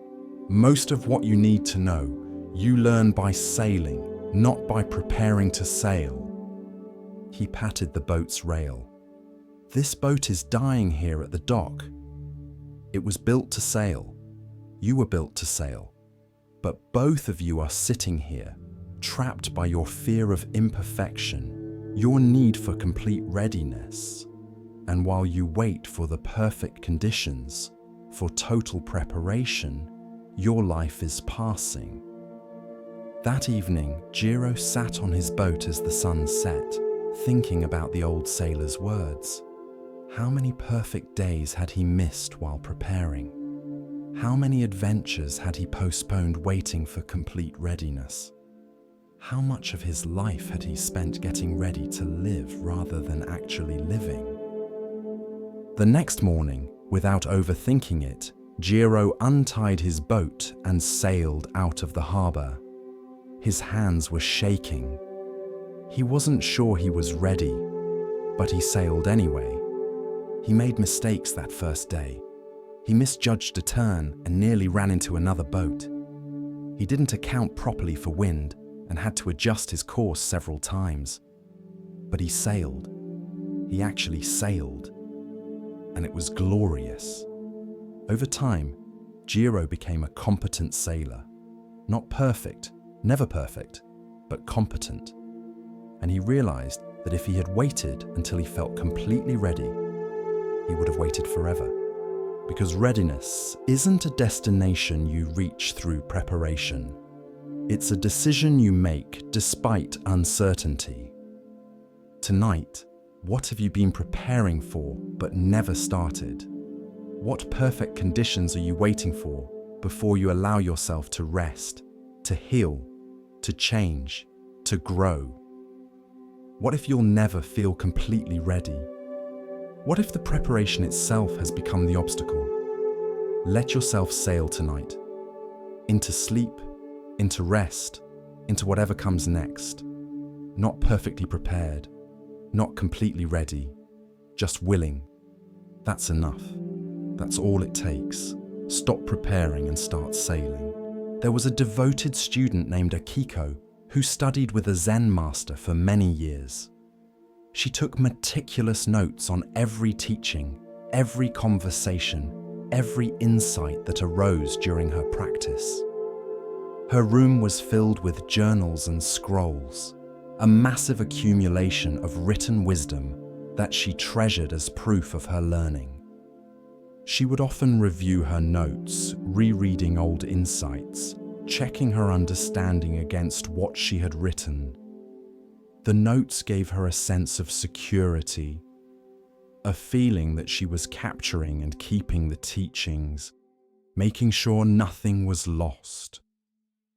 One day, her master, a woman named Mumon, came to Akiko's room and looked at the mountains of notes with a frown. "What is all this?" "My notes," Akiko said proudly. "Everything you've taught me over 5 years. Every koan we've discussed. Every meditation instruction. All preserved here." "Preserved?" Moomin repeated thoughtfully. "Like pickled vegetables?" Akiko laughed at the comparison. "Something like that, so I can return to these teachings whenever I need them." "Show me your understanding of the teaching we discussed yesterday," Mumon said. Akiko reached for her most recent journal and began reading her notes. Mumon stopped her. "Not what you wrote. Your understanding, without the notes." Akiko tried to explain the teaching from memory, but found she couldn't. Her mind kept trying to recall what she had written, rather than expressing what she actually understood. The notes had become a barrier between her and direct understanding. "You've been writing instead of learning," Moomin said gently. "You've been preserving teachings on paper rather than absorbing them into your being. You have accumulated much, but understood little." Akiko felt defensive. "But these notes help me remember. Without them, I would forget." "What you forget wasn't truly learned," Mumon replied. "And what you truly learn doesn't need notes to remember. Knowledge that lives only on paper is dead knowledge. It has to live in you to be real knowledge." She picked up one of Akiko's journals and read a passage about meditation. "Do you remember writing this?" "Yes, from 3 years ago. You were teaching about working with a restless mind." "And do you work with a restless mind this way?" Mumon asked. Akiko realized she didn't. She had written the teaching down, but never actually integrated it into her practice. The notes gave her the illusion of learning without the reality of it. Mumon set down the journal. "Tonight, I want you to burn all these notes." "What?" "No. These represent years of work. These represent years of writing. That's not the same as years of learning. Burn them. If the teachings took root in you, they'll survive the burning. If they didn't, then keeping the notes is just a way of avoiding that truth." Akiko spent a sleepless night agonizing over this instruction. Her notes felt like treasures, like her spiritual wealth accumulated over the years. But she trusted Mumon, so the next evening, she built a fire and with trembling hands, began feeding her journals to the flames. As each notebook burned, she felt panic and loss, years of writing disappearing into smoke and ash. But she continued, page by page, until everything was gone. She sat looking at the ashes, feeling empty and devastated. The next morning, Moomin asked her to explain a teaching from 2 years ago. Without her notes to consult, Akiko had to reach for what she actually remembered, what had actually integrated into her understanding. She was surprised to find that she could explain the teaching, not in the exact words she had written, but in her own words that expressed real understanding. "You see?" Mumon said. "What truly became part of you survived the burning. What was only on paper is gone, but it was already gone in the sense that it wasn't really yours. You possessed the notes, but you didn't possess the understanding they were meant to point toward. Over the following weeks, something shifted in Akiko's learning. Without notes to rely on, she had to actually integrate teachings as they came. She had to pay a different kind of attention, not the attention of someone recording for later, but the attention of someone learning for now. She discovered that taking notes had been a way of deferring understanding. "I'll write this down and understand it later," she would think. But later never came. The act of writing created the illusion of learning while allowing actual learning to be postponed indefinitely. Now, without that crutch, she had to understand immediately. She had to ask questions in the moment rather than writing down words to puzzle over later. She had to practice teachings directly rather than preserving them for future practice. Her understanding deepened rapidly. The teachings weren't sitting on paper waiting to be reviewed. They were living in her actions, her responses, her way of being in the world. "Why did you have me burn the notes?" Akiko asked Mumon one day. "Was it to punish me for relying on them?" "Not punishment," Mumon replied. "Liberation. You were carrying a library but not living the teachings. The notes made you feel like a good student, like you were capturing and preserving wisdom. But actually, they were preventing you from being transformed by that wisdom. You were collecting teachings like butterflies in a jar, beautiful but dead, instead of learning to fly." She looked at Akiko directly. The teachings aren't meant to be possessed. They're meant to be embodied. You can't embody something while you're busy writing it down and filing it away. The burning freed you from the illusion that learning means accumulating words on paper. A fellow student who still took extensive notes heard about Akiko's burned journals and was horrified. "How can you not take notes? How will you remember everything?" "I don't remember everything," Akiko admitted. "I remember what matters. What doesn't stick naturally wasn't ready to be integrated anyway. Before, I had notes on hundreds of teachings I didn't understand or practice. Now I have no notes, but I actually live the teachings that have taken root." The other student wasn't convinced, but months later came back to Akiko. "I've been thinking about what you said. I realized I hide behind my notes. I write things down instead of changing my behavior. I accumulate teachings instead of applying them. Maybe I need to burn my notes too." "Maybe," Akiko said. "Or maybe you just need to recognize that the notes are a tool, not the goal. They can serve learning if you use them as temporary scaffolding that you eventually remove. But if you treat them as the achievement itself, they become obstacles." Years later, when Akiko became a teacher herself, she had an unusual policy. Students could take notes during the teachings, but at the end of each month, they had to burn them. "If you understood, you don't need the notes," she would tell them. "If you didn't understand, the notes won't help you. They'll just give you the illusion of understanding, while the real thing eludes you." Some students resisted this practice. "But what if I forget important things?"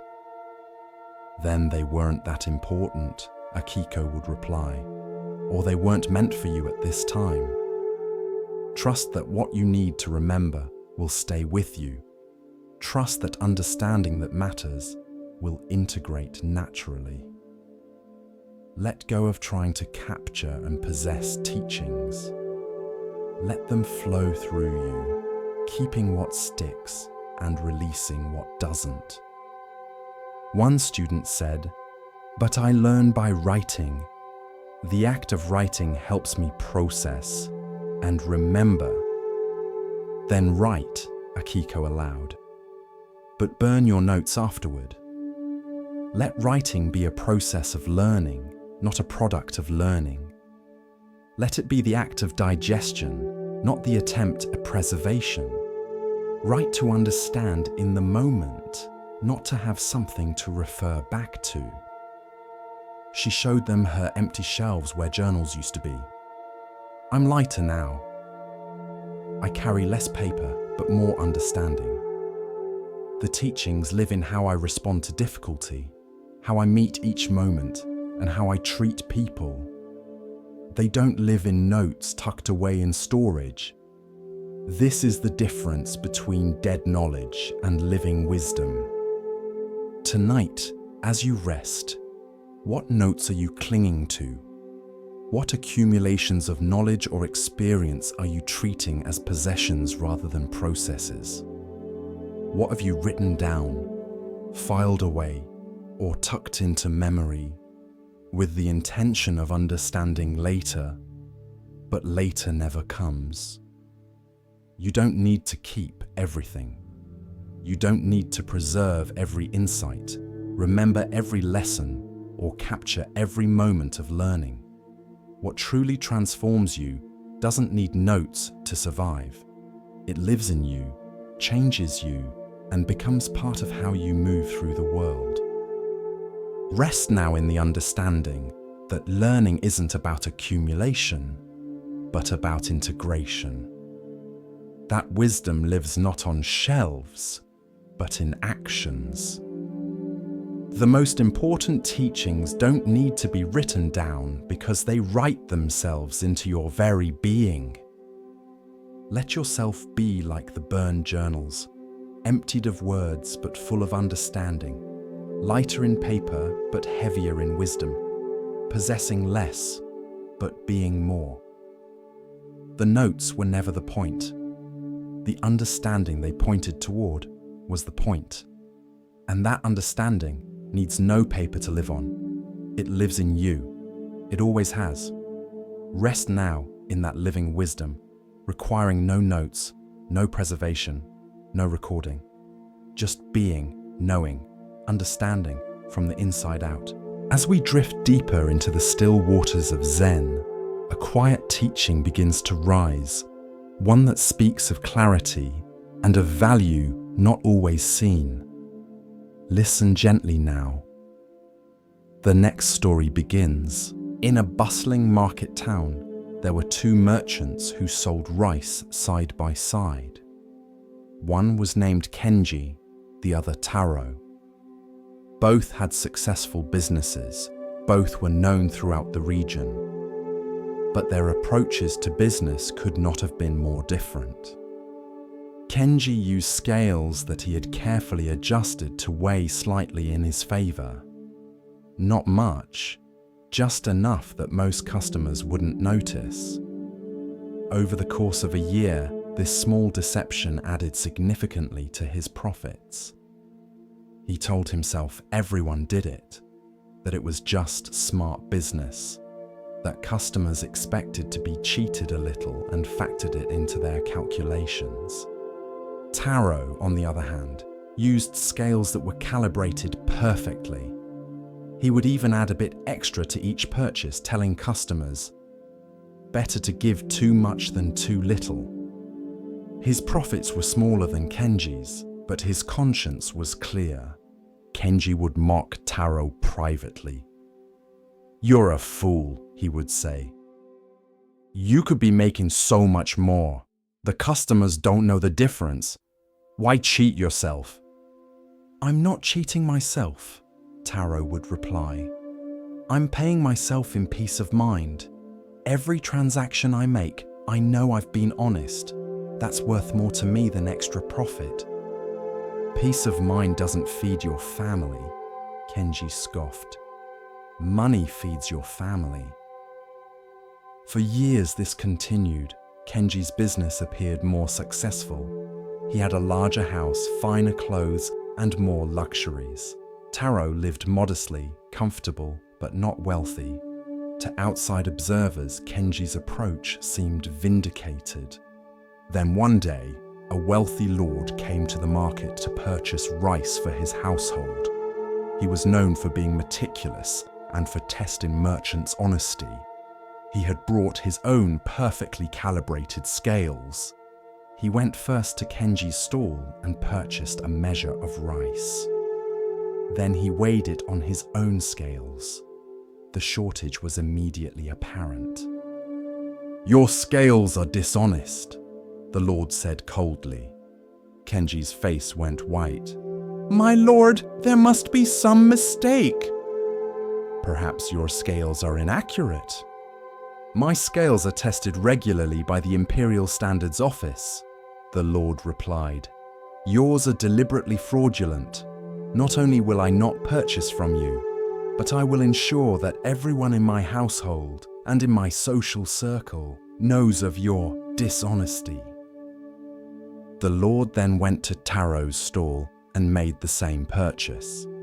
When he weighed it on his own scales, he found that Taro had actually given more than the agreed upon amount. "Your scales are generous," the lord said with approval. "I prefer to err on the side of giving too much," Taro replied simply. "Then you have earned my business and my recommendation," the lord said. "From now on, all the rice for my household will be purchased from you, and I will tell others of your integrity." Within weeks, Taro's business had doubled, then tripled. The lord's recommendation brought customers from the wealthiest families in the region. Meanwhile, Kenji's business collapsed. Once word spread about his dishonest scales, even his regular customers stopped coming. His reputation destroyed, he eventually had to close his stall. Years later, Kenji came to Taro, humbled and seeking work.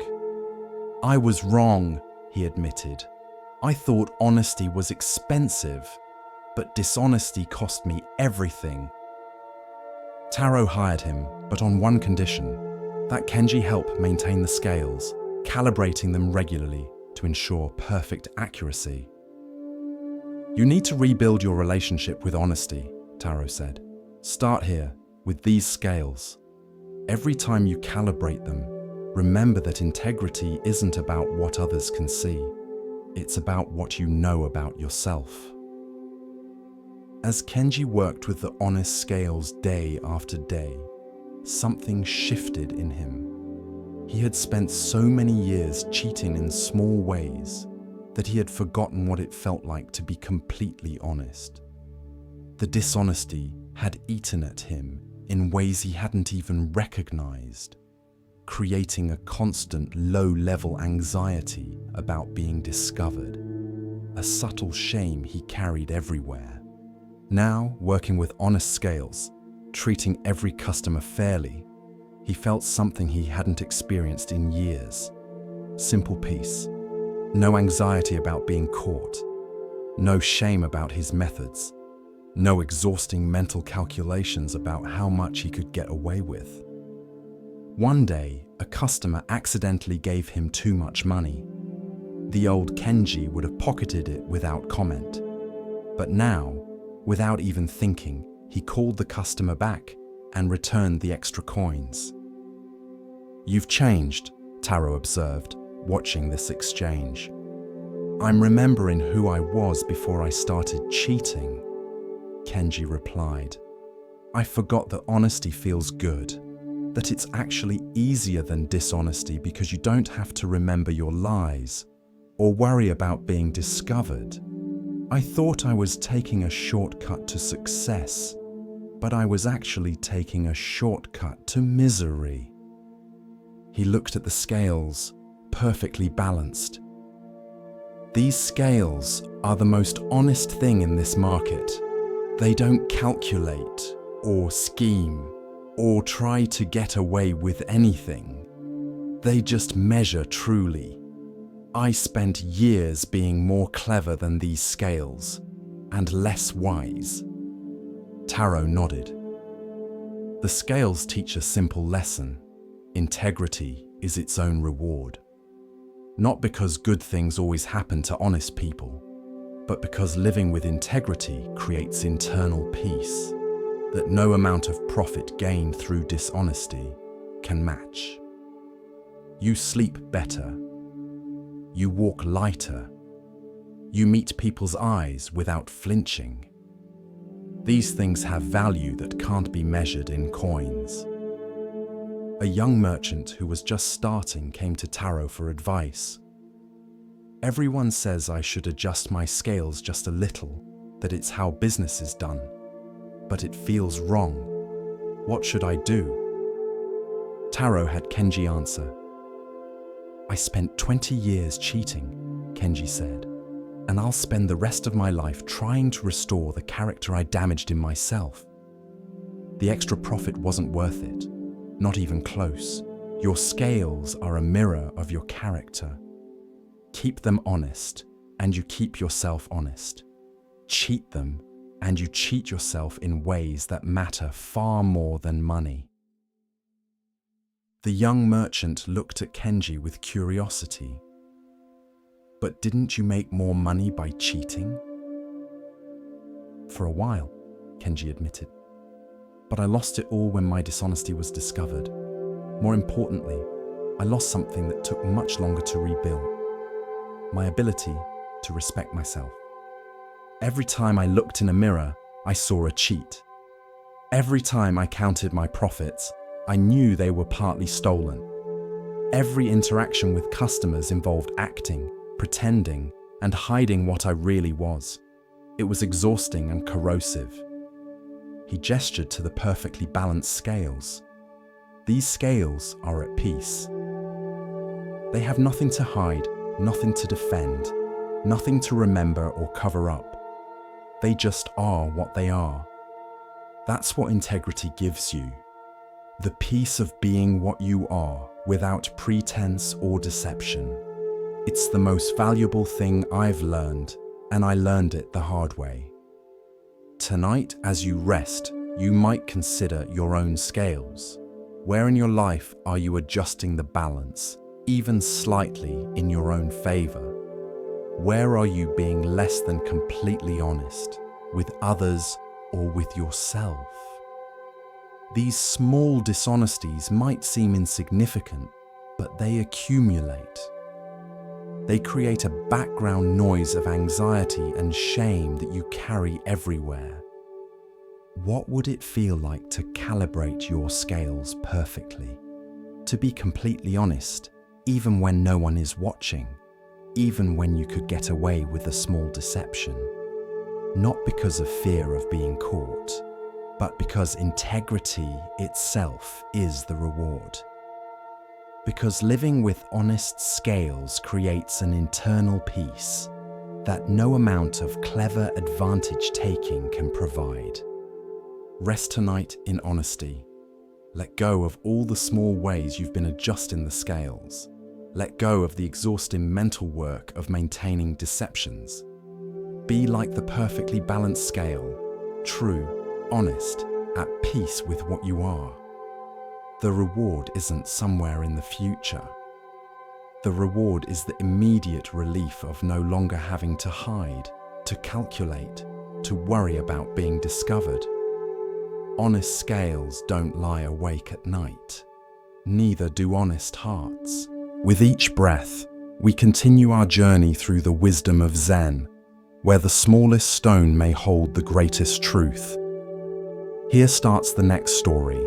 In a mountain village famous for its textiles, there was a master weaver named Chio who created cloth of extraordinary beauty. Her patterns were intricate, her colors perfectly balanced, her technique flawless. People would travel for days to commission work from her loom, and her pieces hung in the homes of nobles throughout the province. Then, one winter morning, Chio woke to find her hands had stiffened with arthritis. The pain was intense, but worse was the loss of the fine motor control that her craft demanded. She could no longer work the shuttle with her usual precision. The delicate adjustments that created her signature patterns were now impossible. For a weaver, this seemed like a death sentence. Chio's entire identity, her life's work, her purpose, all depended on her hands. Now those hands betrayed her, refusing to do what she commanded. She sat before her loom for hours, weeping, unable to imagine a future without her craft. Days turned to weeks. The loom sat silent.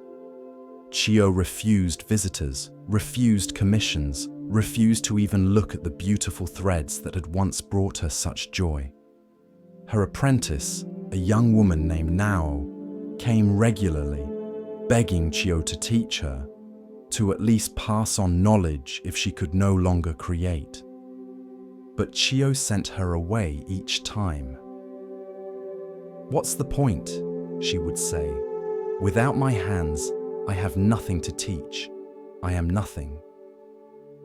One day, Nao arrived with a request that Chio couldn't refuse. A small child from the village was sick, and his mother had asked if Chio might weave even a simple cloth for the child's comfort. "She doesn't expect your fine work," Nao said gently. "She just wants something made by you, even if it's rough.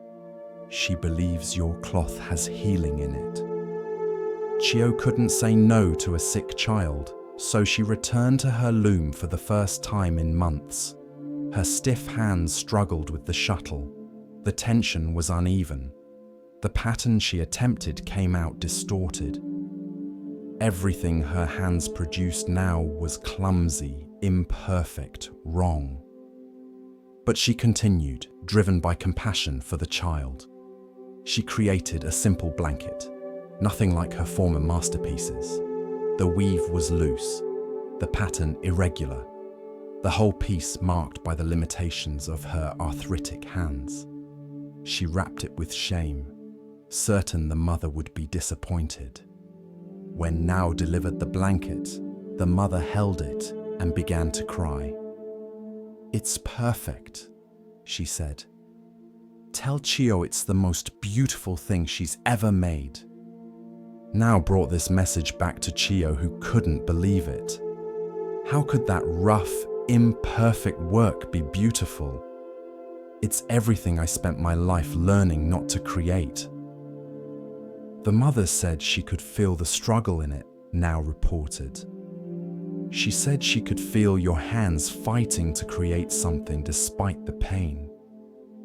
She said it reminded her that beautiful things can emerge from difficulty, that limitation doesn't mean the end of creation. Her child is struggling too, and she said this cloth would remind him that struggle can still produce beauty. This response shook something loose in Chio's understanding. She had thought beauty required perfection, that her arthritic hands could only produce inferior work. But this mother had seen a different kind of beauty, the beauty of creation despite limitation, of persistence through difficulty, of love expressed through imperfect means. Chio returned to her loom with a new perspective. She stopped trying to create what her hands could no longer produce and started exploring what they could produce. The patterns that emerged were unlike anything she had made before. They were asymmetrical, organic, and marked by the randomness of her unpredictable hand movements. They told stories of struggle and adaptation, of beauty that included, rather than denied, imperfection. People noticed something profound in this new work.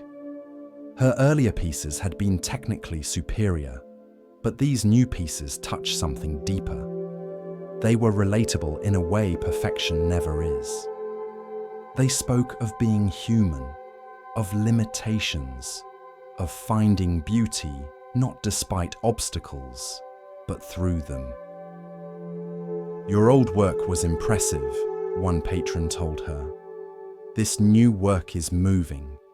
I look at your perfect pieces and admire them. I look at these new pieces and feel understood." Chio began teaching again, but with a transformed philosophy.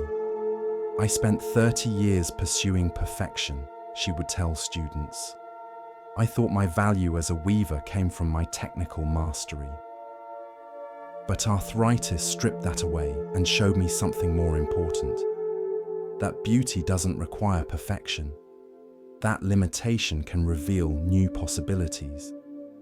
That the work of imperfect hands can touch hearts in ways that perfect technique never could. She would show students her early work alongside her later work. These first pieces show what skilled hands can do. These later pieces show what love can do with whatever hands you have. Which is more valuable? The answer isn't obvious. Now, who had continued as her apprentice through all these changes, asked one day, "Do you wish you could have your old hands back? Do you miss being able to create perfectly?" Chio thought for a long time before answering. "I miss the ease of it," she said honestly. "I miss not feeling pain with every movement, but I don't miss who I was when perfection came easily." That Chio was skilled but narrow. She understood only one kind of beauty. This Chio, with her stiff, painful hands, understands more. The arthritis took my technical perfection, but it gave me depth I never had before. She held up her gnarled hands. These hands taught me what my young, nimble hands never could, that obstacles refine what truly matters. When I could create anything, I created what was impressive. Now that I can only create with difficulty, I create what's true. The limitation stripped away everything superficial and left only what's essential. Years passed, and Chio's hands grew worse. Eventually, she could barely work the loom at all. But by then, her teaching had become as valued as her weaving once was. She taught people to see obstacles not as endings, but as refinements, not as barriers, but as editors that remove what's unnecessary and reveal what's essential. Every limitation is a teacher, she would say. It shows you what really matters by taking away what doesn't. My hands took away my technical mastery and revealed that mastery was never the point. The point was always connection, expression, and the creation of beauty that touches hearts. I can do that with arthritic hands. I just had to learn a different language of beauty. Tonight, as you rest, you might consider your own limitations, your own obstacles, your own arthritic hands. What has been taken from you that felt essential? What can you no longer do that once defined you? These losses aren't just subtractions. They're refinements, removing what's superficial to reveal what's essential. Your obstacles are teaching you something. They're stripping away the easy answers, the impressive exteriors, the technical perfections that never touched anyone's heart anyway. What remains, what you can still do despite your limitations, that's what truly matters. That's where your real beauty lives. Rest now in acceptance of your arthritic hands, your imperfect instruments, your limited capacities. They're not preventing beauty. They're refining it, teaching it, revealing it in forms you never would have discovered through ease and perfection. The weaver's silent loom eventually spoke with more power than her perfect one ever did. Your limitations will teach you the same truth if you let them. The path of Zen unfolds like morning mist, soft and patient. In this next tale, we are invited to see, beyond appearance, into essence. Listen carefully to the next story. On the coast of a small fishing village, there lived an old fisherman named Takeshi, who had cast his nets into the sea for more than 50 years. While other fishermen in the village would return each day with boats full of fish, Takeshi's catch was often modest. Yet he seemed more content than any of them, humming to himself as he mended his nets, smiling at the horizon as if it were an old friend. The other fishermen couldn't understand it. They had newer boats, stronger nets, better equipment. They worked longer hours, went farther out to sea, employed every technique they knew to maximize their catch. Yet they always seemed worried about competition, worried about the weather, worried about next season, worried about whether they were catching enough. One day, a young fisherman named Hiro, ambitious and frustrated by his own mediocre catches despite his hard work, approached Takeshi as the old man sat mending his net on the dock. "Old uncle," Hiro said, using the term of respect though they weren't related. "May I ask you something?" Takeshi looked up, his weathered face crinkling into a smile. "Of course, young one. Sit." Hiro sat beside him, watching the old man's gnarled fingers work the net with practiced ease. "How do you stay so peaceful? Your catch is often smaller than ours, yet you never seem worried. You never seem to be rushing or striving. What is your secret?" Takeshi held up a section of his net, spreading it between his hands so the light came through the gaps. "Tell me, Hiro, what is a net made of?" Hiro looked at the net, confused by the simple question. "Rope, I suppose. Woven rope with knots." "Look closer," Takeshi said, shaking the net gently. "What else do you see?" Hiro studied it more carefully. The rope formed a pattern, yes, but between each strand. "Holes," he said. "The net is full of holes." "Exactly," Takeshi said, his eyes twinkling. "A net is more hole than rope, yes. The holes are what make it a net. Without the holes, it would just be a sheet of cloth, useless for catching fish." "I don't understand what this has to do with my question." Takeshi set down the net and looked out at the water. "When I was young, like you, I wanted to catch every fish in the sea. I would cast my net and then grip the ropes so tightly, pulling hard, afraid that fish would escape. My hands would bleed from holding so tight. My arms would ache from pulling so hard. And you know what happened?" "What?" "The fish would sense the violence of it, the desperation. The net would move through the water roughly, and fish would avoid it. Or they would escape through holes that my tight gripping actually made larger. The harder I tried to hold everything, the more I lost." Hiro leaned forward, interested now. "One day," Takeshi continued, "I was very tired. My hands hurt.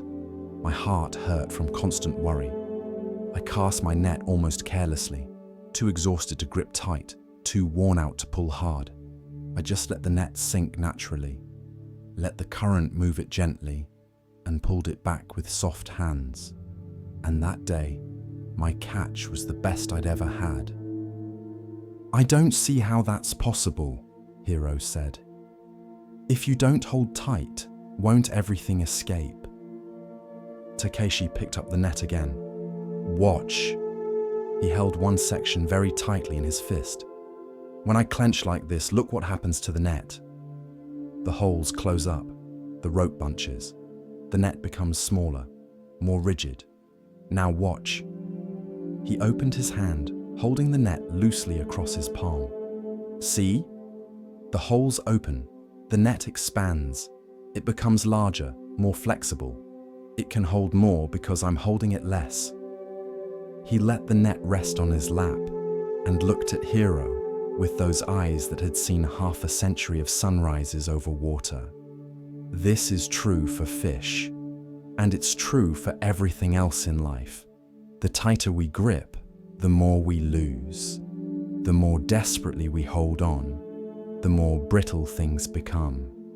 But when we hold loosely, gently, with open hands, things stay naturally. "But isn't that risky?" Hiro asked. "What if everything falls through?" "What is falling through right now?" Takeshi asked gently. "You have a boat. You have nets. You have your health. You have this sea. What exactly are you afraid of losing that you don't already risk losing by worrying about it constantly?" Hiro had no answer. He realized he spent so much energy protecting what he had, so much effort trying to guarantee future security, that he was exhausted and unhappy even though nothing had actually gone wrong yet. "I see in you what I was," Takeshi said. "You grip your life with tight fists. Your boat, your catch, your reputation, your future. You're trying to hold all of it so tightly that your hands hurt and your heart is tired. But you cannot control the sea. You cannot control the fish. You cannot control tomorrow. The only thing your tight grip accomplishes is making you suffer today." "So what should I do?" Hiro asked. "Cast your net with care, but without desperation. Pull it back with attention, but without force. Let the sea be the sea. Let the fish be the fish. Do your work, do it well, but hold the results loosely. Some days the catch will be good, some days it will be modest, some days the net will come back empty. All of this is part of fishing, part of life. When you stop fighting against this truth, when you stop gripping so tightly, something relaxes. And often, that's when everything you need comes naturally." Hiro sat with this teaching for a long time, watching the waves, feeling the truth of it settle into his bones. He thought about how tightly he had been holding everything in his life, his ambitions, his worries, his plans, his fears. His whole body ached from the effort of it. The next morning, when Hiro went out to fish, he tried something different. He cast his net with the same care as always, but without the desperate energy he usually brought. He didn't clench the ropes. He didn't pull with all his might. He simply allowed the net to do what a net does, and he guided it gently back to the boat. His catch that day wasn't dramatically bigger, but he noticed something else. The work felt easier. His shoulders didn't ache as much. His mind wasn't churning with anxiety. And when some fish escaped through the holes, which they always did, which they always would, he didn't feel it as a personal failure. It was just fish being fish. Over time, Hiro's entire approach to fishing changed. And gradually, his entire approach to life changed with it. He held his plans more loosely. He gripped his expectations less tightly. He let people in his life be who they were without trying to control them. He stopped trying to grip the future with tight fists.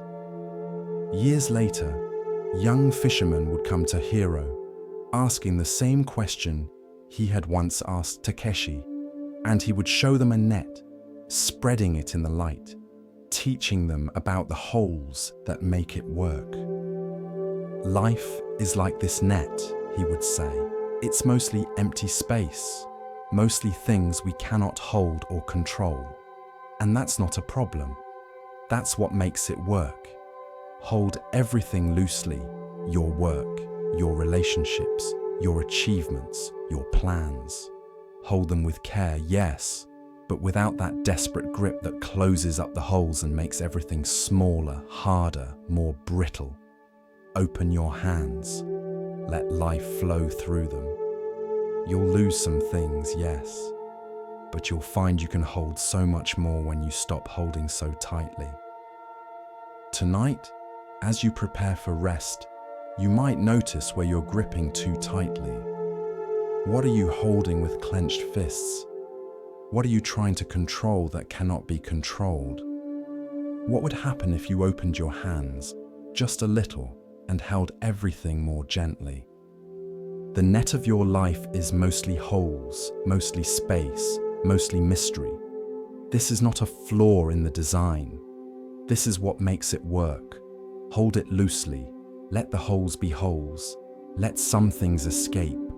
You cannot catch everything, and you were never meant to. But what stays when you hold it gently stays because it wants to, not because you forced it. And that makes all the difference. In the hush of understanding, Zen offers us another glimpse of what it means to recognize worth not by weight or shine, but by presence. Here starts the next story. In a mountain monastery, there hung an ancient bronze bell in the temple courtyard. For 300 years, this bell had marked the rhythms of monastic life, calling monks to meditation at dawn, to meals at midday, to evening prayers as the sun set behind the peaks. Its deep, resonant tone could be heard throughout the valley, a voice of bronze that spoke of continuity, of tradition, of the sacred order of things. The monastery's youngest monk, a boy named Jiro, who had arrived only months before, had never known silence.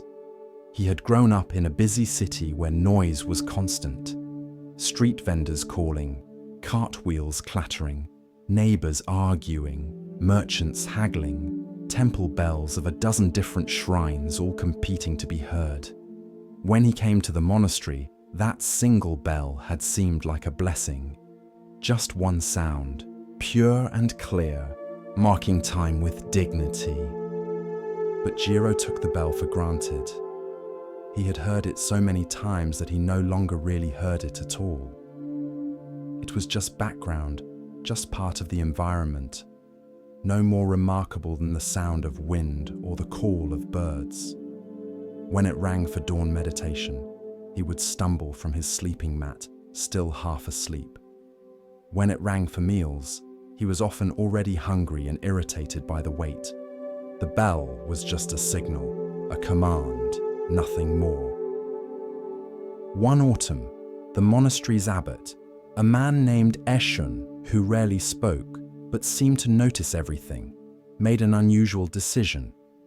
Without explanation or announcement, he ordered that the bell should not be rung. Not for one day, but indefinitely. The bell ringer, a senior monk who had performed this duty for 20 years, looked confused but obeyed. The next morning, Jiro woke in darkness, unsure of the time. He lay there waiting for the familiar sound that would tell him dawn had arrived, that it was time to rise, time to begin the day. But no sound came. He waited longer, growing anxious. Had he somehow slept through it? Was he late? Would he be in trouble? Finally, he stumbled out into the courtyard and found other monks there, all looking similarly confused. Some had woken too early and been waiting. Others, like Jiro, had woken late, uncertain. Master Eshun appeared and said only, "No bell today. Perhaps no bell tomorrow. We shall see. Now please sit for meditation." They sat, but Jiro found it almost impossible to concentrate. He kept listening for the bell. His body expected it. His mind waited for it. Even though he knew it wouldn't ring, he couldn't stop anticipating its sound. The silence where the bell should have been was louder than the bell itself had ever been. At midday, there was no bell to call them to their meal. Some monks arrived too early and had to wait. Others came too late and found the food already distributed. The careful rhythm of the day, which had been marked by the bell for 300 years, had suddenly disappeared. Time became elastic, uncertain, strange. Evening came with no bell to mark the day's transition into night. Jiro sat in the courtyard, looking at the bell hanging silent in its wooden frame. He had passed this bell dozens of times each day for months, but he realized now that he had never really looked at it. Now, in its silence, he saw it clearly for the first time. He noticed the beautiful patina of the bronze, the way 3 centuries of weather had given it a green-black color that seemed to hold depth, like looking into deep water. He saw the intricate decorations cast into its surface, dragons and lotus flowers, and Sanskrit characters worn smooth by time. He noticed how the bell hung perfectly balanced, how the slightest touch would set it swinging, ready to speak at any moment, but choosing silence instead. Days passed, then weeks. The monks adapted to life without the bell. They learned to sense the time from the light, from the position of shadows, from the feeling in their own bodies. They became more attentive to natural rhythms, rather than relying on the bronze voice to tell them what to do. But something else happened too. The bell's absence created a different kind of presence. Monks found themselves thinking about it constantly. The silence, where the bell should have been, became a teaching in itself. One evening, Jiro approached Master Eshun in the garden. "Master," he said, bowing, "may I ask why the bell no longer rings?" Eshun looked up from the herbs he was tending. "Does it not ring? Or do you finally hear it?" Jiro frowned, confused. "I hear nothing, Master. That's the problem. The bell is silent." "Sit," Eshun said, gesturing to the ground beside him. Jiro sat. When the bell rang every day, Eshun said, "Did you hear it?" "Of course, Master. We all heard it." "Did you really?" "Tell me about the sound. Describe it to me." Jiro opened his mouth and found he couldn't. He had heard the bell hundreds of times, but he couldn't describe its tone, its resonance, its particular voice. He had heard it so often that he had stopped actually listening. "You heard the command," Eshun said gently. "Wake up. Come here. Do this. But did you hear the bell itself? Did you appreciate its voice? Did you feel gratitude for its faithful service? Or had it become invisible to you, just part of the background noise of your life?" Jiro felt something catch in his throat. The master was right. He had taken the bell completely for granted. "Now," Eshun continued, "now that it's silent, you think about it constantly. You notice it. You see it hanging there. You appreciate what it was. The absence has taught you to see what presence never could. This is why the bell is silent. Not because I wanted to take it away from you, but because I wanted to give it back to you. Sometimes we must lose something to truly find it." Jiro looked at the bell hanging in the courtyard, silhouetted against the darkening sky. He understood now. When the bell rang, it was just a tool, just a function. But in its silence, it had become a teacher. "There is another lesson here," Eshun said, standing up and brushing dirt from his robes. "We spend our lives filling every moment with sound, with activity, with doing. We are afraid of silence, afraid of absence, afraid of empty space. But silence teaches. absence reveals. The spaces between notes are what make music music. The pauses between words are what make speech meaningful. The rest between breaths is what makes breathing possible. He started walking toward the temple, then paused and looked back at Jiro. The bell will ring again someday. But when it does, I hope you will hear it differently. I hope you will hear not just the sound, but the silence it emerges from. Not just the command it carries, but the gift it offers. And I hope you will remember that sometimes the deepest teaching comes not from what is present, but from what is absent. That night, lying on his sleeping mat, Jiro listened to the silence where the bell should have been. But it wasn't really silence, he realized. He could hear wind moving through trees. He could hear his own breathing. He could hear the small sounds of the monastery settling into sleep. These sounds had always been there, but the bell had covered them. Its absence revealed a whole world of subtle sound he had never noticed. 3 months later, on the first morning of winter, Master Ishan gave the signal. The bell rang again. The sound that rolled across the courtyard was the most beautiful thing Jiro had ever heard. It was deep and rich and full of resonance. It spoke of time and patience and faithful service. It spoke of continuity and change. It spoke of presence and absence, sound and silence, all woven together. Tears came to Jiro's eyes as he listened. He wasn't crying from sadness, but from the overwhelming beauty of finally, truly hearing something he had taken for granted for so long. From that day forward, every time the bell rang, Jiro would pause, really pause, and listen. And in listening to the bell, he learned to listen to everything more deeply. He learned that things reveal themselves most fully when we risk losing them.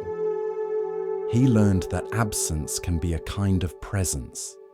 He learned that what we take for granted becomes invisible until it's taken away.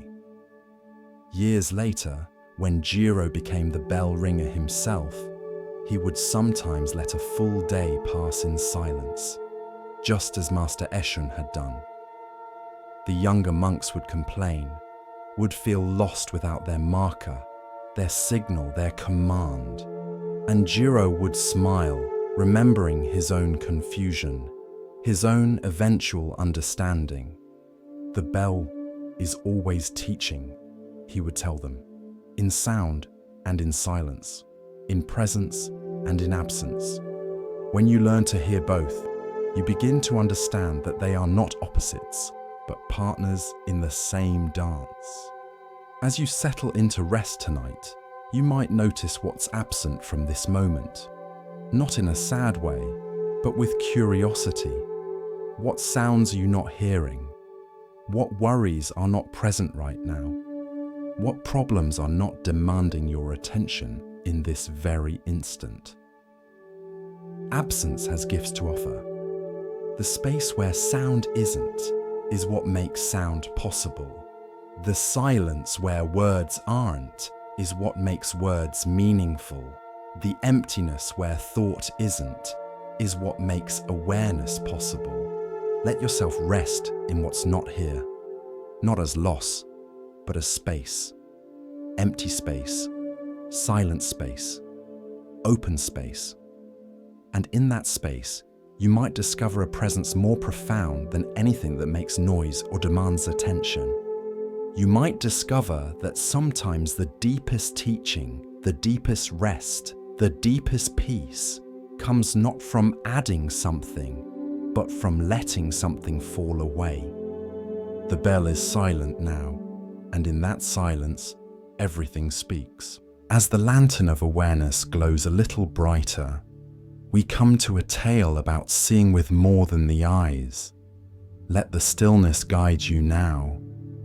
and listen carefully to the next story.